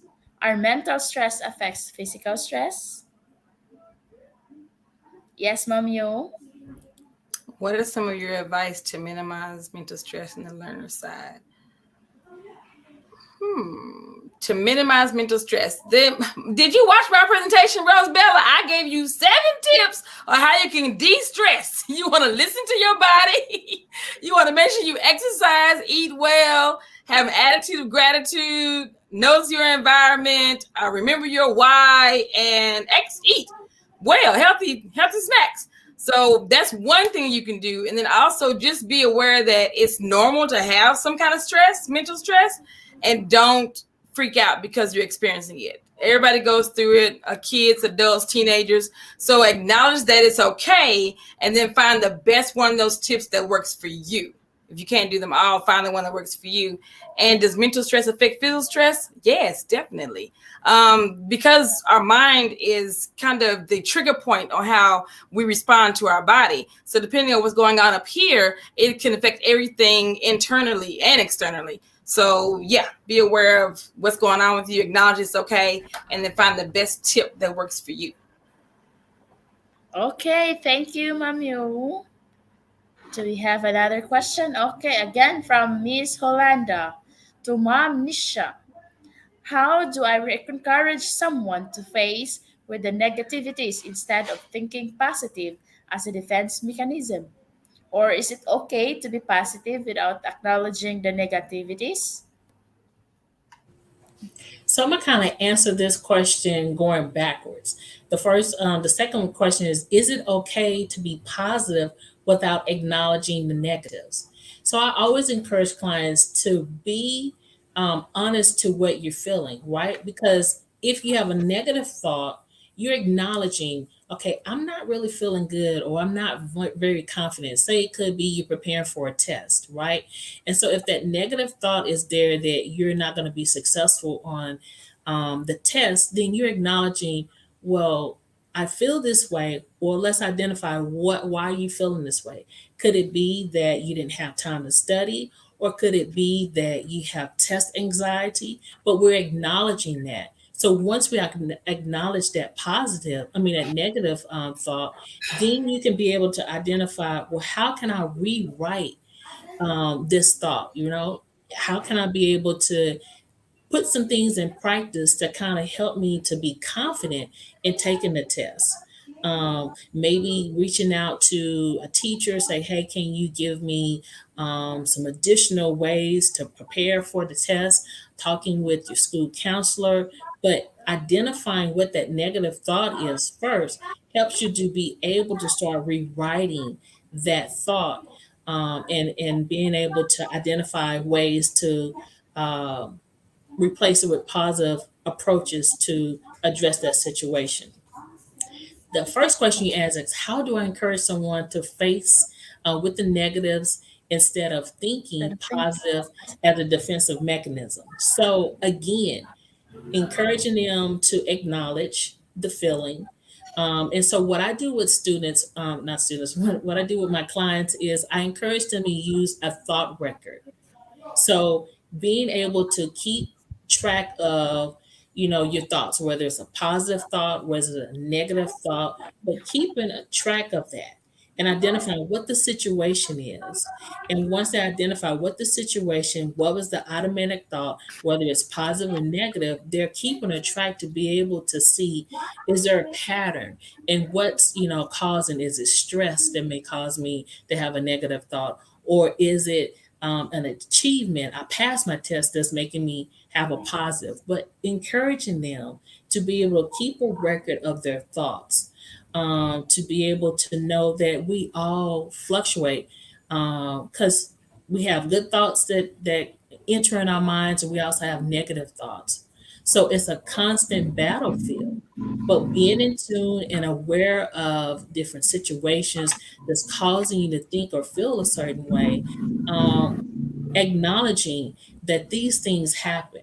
And so, in order for you to be prepared and how to navigate through those challenges that you face in various situations. Okay, thank you so much, Ma'am Nisha. To Ma'am Nisha again, can you give us tips on how to overcome negative thinking? That's from Teacher She. So, tips again for overcoming negative thinking is identifying what's going on in your life. Some could be, are you having issues with sleeping? Are you having issues with focusing? Identify, are you having relationship issues? What's going on in your life at that time that's feeding these negative thoughts, right? Because we have a choice, to be able to say, I can stay in this place, or I can be able to say, you know what, I'm finding myself in this pattern, this routine of always having a negative thought. Case in point, I was saying documenting your thoughts, keeping a track of it. If you're noticing that you're day in and day out having negative thoughts, then that will be an opportunity to maybe reach out to someone in your support system, a doctor, your family member, someone that you trust that you can talk about and say, you know what, I'm really having some challenges with having positive thoughts because right now I'm sad. It could be that you're not doing well in school because of grades, or it could be some family issues that's contributing to those negative thoughts. But know that you don't have to deal with that on your own. Reach out to those support system, your family, your friend, a school counselor, or a mental health professional to be able to identify what's the source and reason for your negative thoughts. Okay. Oh, okay, another question from Lamberto Pilatan Jr. To Ma'am Nisha, with a myriad of challenges we are facing at present, how could we develop positivity in terms of our emotions? In what three particular or concrete means? Thanks. Okay, so I'm gonna read this again. So you're asking, with the myriad of challenges we are facing at present, how could we develop positively in terms of our emotions? And in what three particular or concrete means? So positive. One way to be able to create positives is I encourage couples and also individuals I'm working with is create a vision board. Knowing how to, what is your dreams, what are your goals, what's your aspirations, right? And so if you have a vision board, okay, I have a goal of obtaining my master's degree, or I have a goal of learning how to speak three languages. Whatever that goal is, then you have that vision board reminding you day after day, this is my goal. And why is this my goal?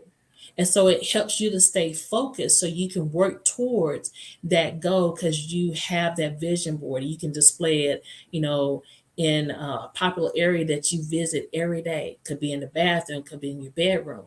But one way is using a vision board. Another way is being able to create that support system that I spoke of earlier, knowing that you have someone to be able to support you and hold you accountable, and be able to, identify, hey, I'm noticing that you're looking tired today. Have you, been able to get some rest? Are you taking breaks? Are you eating healthy? I love how Yo was trying to give you just different tips and ways of incorporating healthy eating styles, drinking water. So, again, have that support system in place to be able to check in with you and see where you are. So, the first is the vision board, having a great support system. And then, third is what I would encourage you to do is do self assessments. Check in on yourself because you are the expert of you, right? And so if you notice that there is a season in your life that you are not focused or you're not motivated, check in with yourself and say, what was happening in my life that I was, active, I was happy. Remember, I used the gratitude jar. If you noticing that you don't have anything that you're grateful for or looking forward to, start taking notice on it, doing a self inventory of how long has this been going on in my life. If you're noticing that it's going on 2 weeks, 3 weeks, again, reach out for help. Use your support system. So again, I would encourage you a vision board, also being able to do self evaluations, checking in on yourself, but also have a support system in place to be able to hold you accountable and to check in with you. Okay, thank you, Mom. Do you have something to add, Mom Yo? Okay, Oh, let's that's move to something to this. add on that one. Oh, it left. The question's gone. I didn't see it Okay, again. so here is another question, Mom. To our first speaker, I want to a powerful nap in the daytime, but it does not work for you. How can I try to take a short nap in the daytime? Thanks. Yes, Mom Yo. You can The take a floor nap is yours. anytime during the day if you have the time. As I said in the presentation, there's two types of naps. There's a recovery nap and a power nap. A power nap is just that. It's 15 to 20 minutes of you closing your eyes, relaxing. You don't get into too much of a deep sleep, but it's enough rest for your body gets rejuvenated. A recovery nap is about 45 minutes to an hour. You get into a deeper sleep than a power nap, but it's still not like a sleep overnight sleep. Oh, where did I go? I moved to the side. I'm sorry. My body moved to the side. So you can nap in the daytime just by creating time. You create the time. You find the time to listen to your body. If your body needs to rest, then you take a nap. Go to the car if you need to.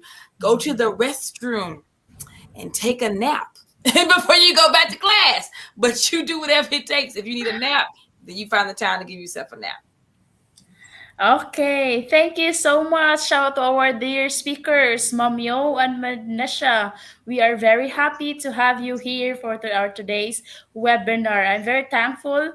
It's because I learned really a lot from you, and I'm gonna use that, especially of taking a nap. Then I will also always check my students. Also, maybe they're going to the CR as they Restroom to sleep. Yeah. yeah. They probably So are. yeah, thank you so much. Hope to see you soon. Yes. Thank Okay. you very much, Juliet, Thank Yes, Kashik, thank you, Bye, Juliet. Nisha. Great job, sis. This was fun. It was, and I always enjoy tag Same here. teaming with you, Yo. And Juliet, thank you again for Yeah. navigating our presentations tonight. Okay. You were a Thank you. joy, Juliet. Tell Romeo I said hi. Yeah, I'm gonna tell him. Okay, so we have our announcements. We have the triple bonus that's starting from October. We have webinar series program. You will get individual certificate for each webinar, and after submitting all certificates, you will receive a webinar series certificates. So highly focused on teaching strategies, research, assessment, pedagogy tools and techniques, professional development, and communication skills. So just log in to www.eduigp.com for more information. Our first webinar series program. We have 5 webinar series. The first, we have topic authentic assessment in teaching and learning. That would be on October 1, part 1. 2 would be on October 4. Third part will be on the 7th of October. The fourth part will be on the 10th of October, and the fifth part will be on the 26th of October. So these are the first webinars. So for our second webinar series, we have 4 parts. The topic would be teaching English as foreign language and assessment. So the first part will be on the 2nd of October.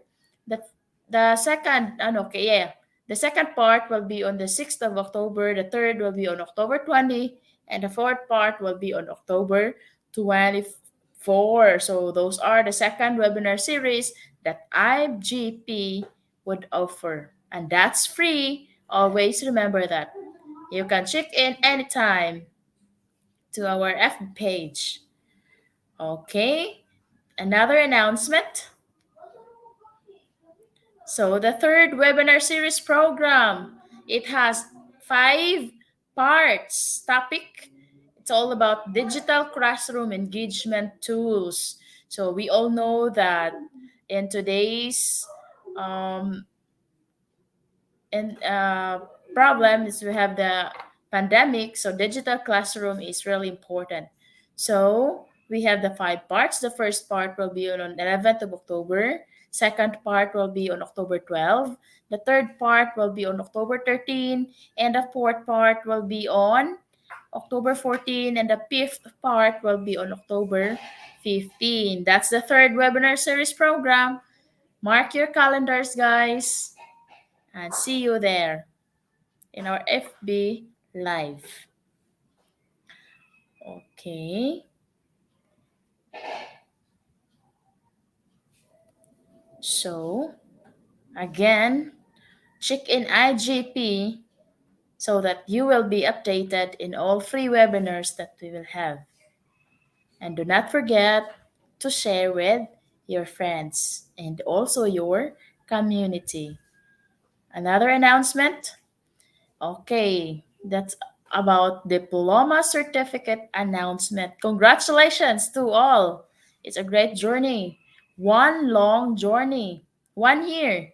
And that's amazing year. You set priority learning with IGP. We received huge application, but based on all activities, we are awarded 708 participants with their 1 year international diploma on professional development and management. Congratulations to those who have their certificate. Okay, how are you going to get your certificate? We have here the download instructions. Click on anyone's photo, click next with sidebar, find yours. If not, check next page. Every page we included 80 certificates. So download from desktop or laptop. Right click on your certificate, click right next, click download, save image, or at the top right corner there is a square icon, click on it, next click download image. So for those who are using mobile phone, at the top right corner, there is a share icon. Click on it. Next, click download image. Or you have to download it from your website, www.eduigp.com. So again, congratulations to those who have their diploma certificates. And do not forget to check in IGP after you're getting your certificates. Another announcement. Okay, celebration time with our new achievement. Okay, when you are going to log in with our site, you can see that posted on the screen. So you have there the diploma certificate. Just click on it and follow the instructions given a while ago. So the certification process step by step. Step 1. Of course, today's program, it's learners' mental health. So, next, please. Step 2. You have there the certification link. Certification link now available in our comment box and pinned comments. Certification link will be available always in this program post, FB page, FB group, YouTube description. So you can click the link in our comment box and you will be directed to our site and you can get your certificate. So just have a screenshot on your, okay. You can claim your certificate in 2 ways. Direct from comment box, pin comment, or post description. Or if you're not able to click this link, please directly browse www.idoigp.com for all information together. If I am today's program, then the process are the same.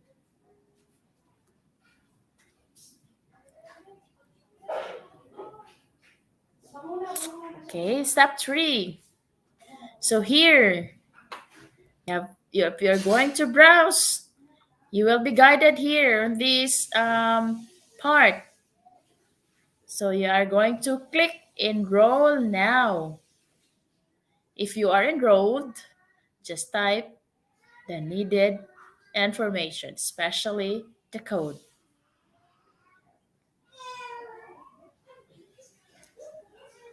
Okay, here, if you're new, create your account. If you have an account, log in directly. After that, find get certificate. So today's certification link, it's in on the screen. Link certification, mental health.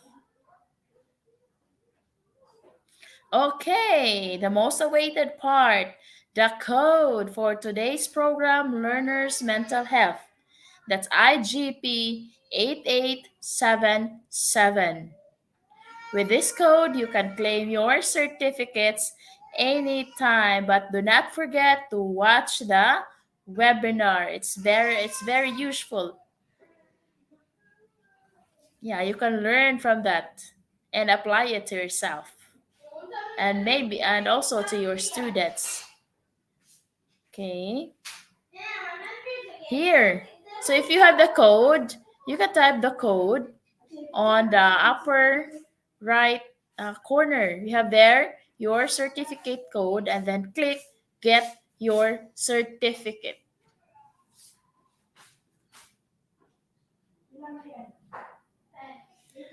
Okay. Code. You can now get your certificate if you have that code. So here is the sample of the certificate. Anyone can verify your certificate because there is a verification there. Okay. So these are our future webinars on September 26th, and that would be tomorrow. The value of enterprise. No, I think it's today. The value of enterprise and entrepreneurship education. This evening here in the Philippines. And the speakers are coming from South Africa and Scotland.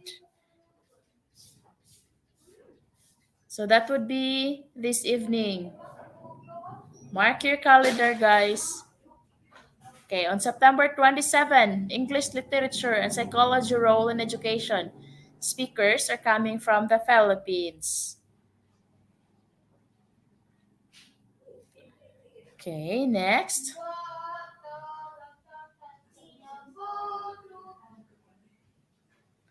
The next is September 28, 2021, Innovative Teaching Strategies Amidst Pandemic.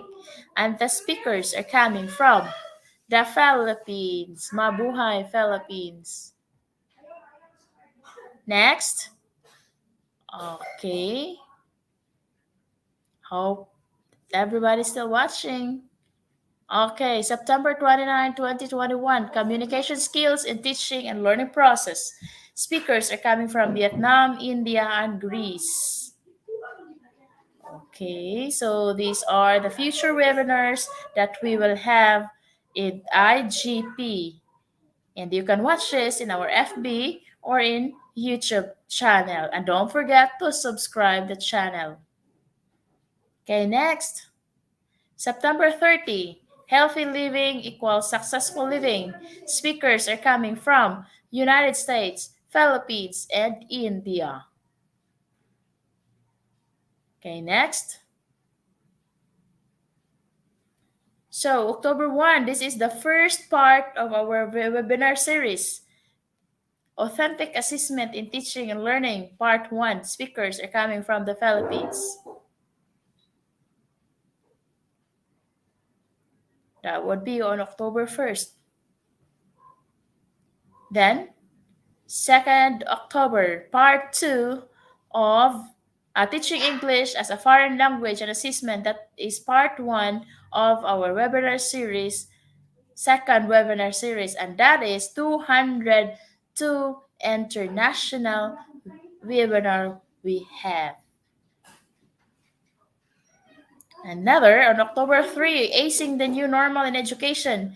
Speakers are coming from the Philippines, and this is the 203 webinar series and morning session. Reminder, this is morning session.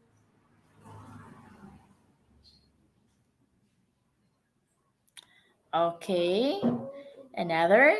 We have October 3, Disaster Preparedness and Climate Change Adaptation. Speakers are coming from the Philippines, and this is an evening session. Talks about disaster preparedness, especially today that we're always facing disasters.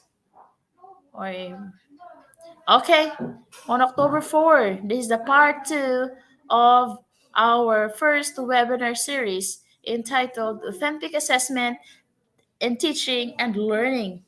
And the speakers are coming from Indonesia and Bangladesh. Hopefully, everyone will watch this because this is very also helpful to us. On October 5, competency-based teaching.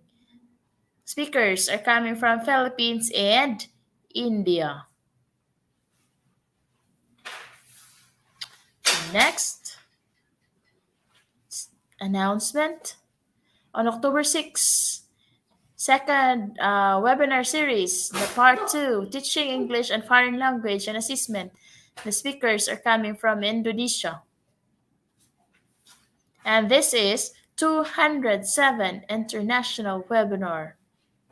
On October 7, that's first series, part 3. Speakers are coming from Indonesia and India. Okay, on October 8, strategies in competent-based curriculum. Speakers are coming from the Philippines. Mabuhay, Philippines. Next, in October 29, implications of theories in reading to the teaching of reading. Speaker coming from the Philippines. So bringing character in education in classroom, that would be on October 10, that May 211 morning session, and the speakers are coming from the Philippines.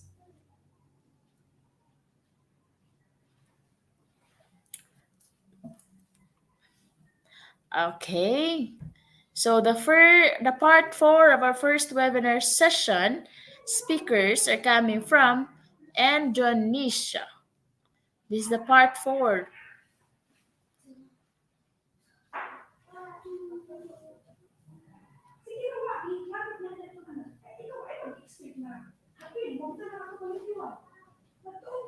Okay, again, the code for today's session, IGP 8877. Do not forget the code IGP 8877.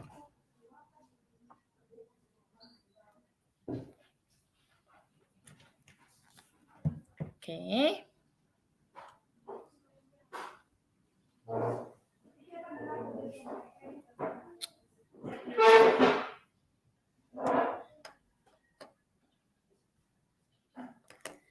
Dear knowledge seekers, I would love to thank you all from the deep of my heart for attending of today's session.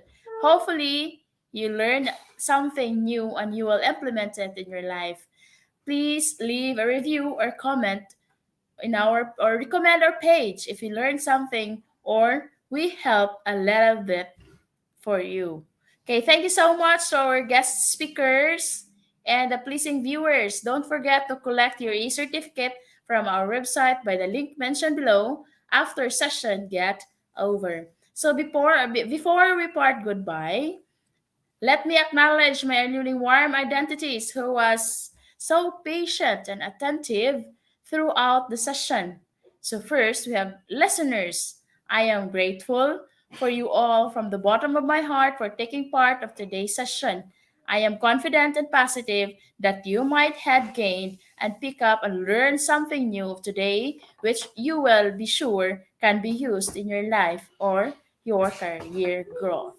So to my worthy viewers, I would now request you all, please leave a review on today's session and comment in our page. And after collecting your e-certificate, do not forget to check in with IGP, recommend IGP, and share it to your community.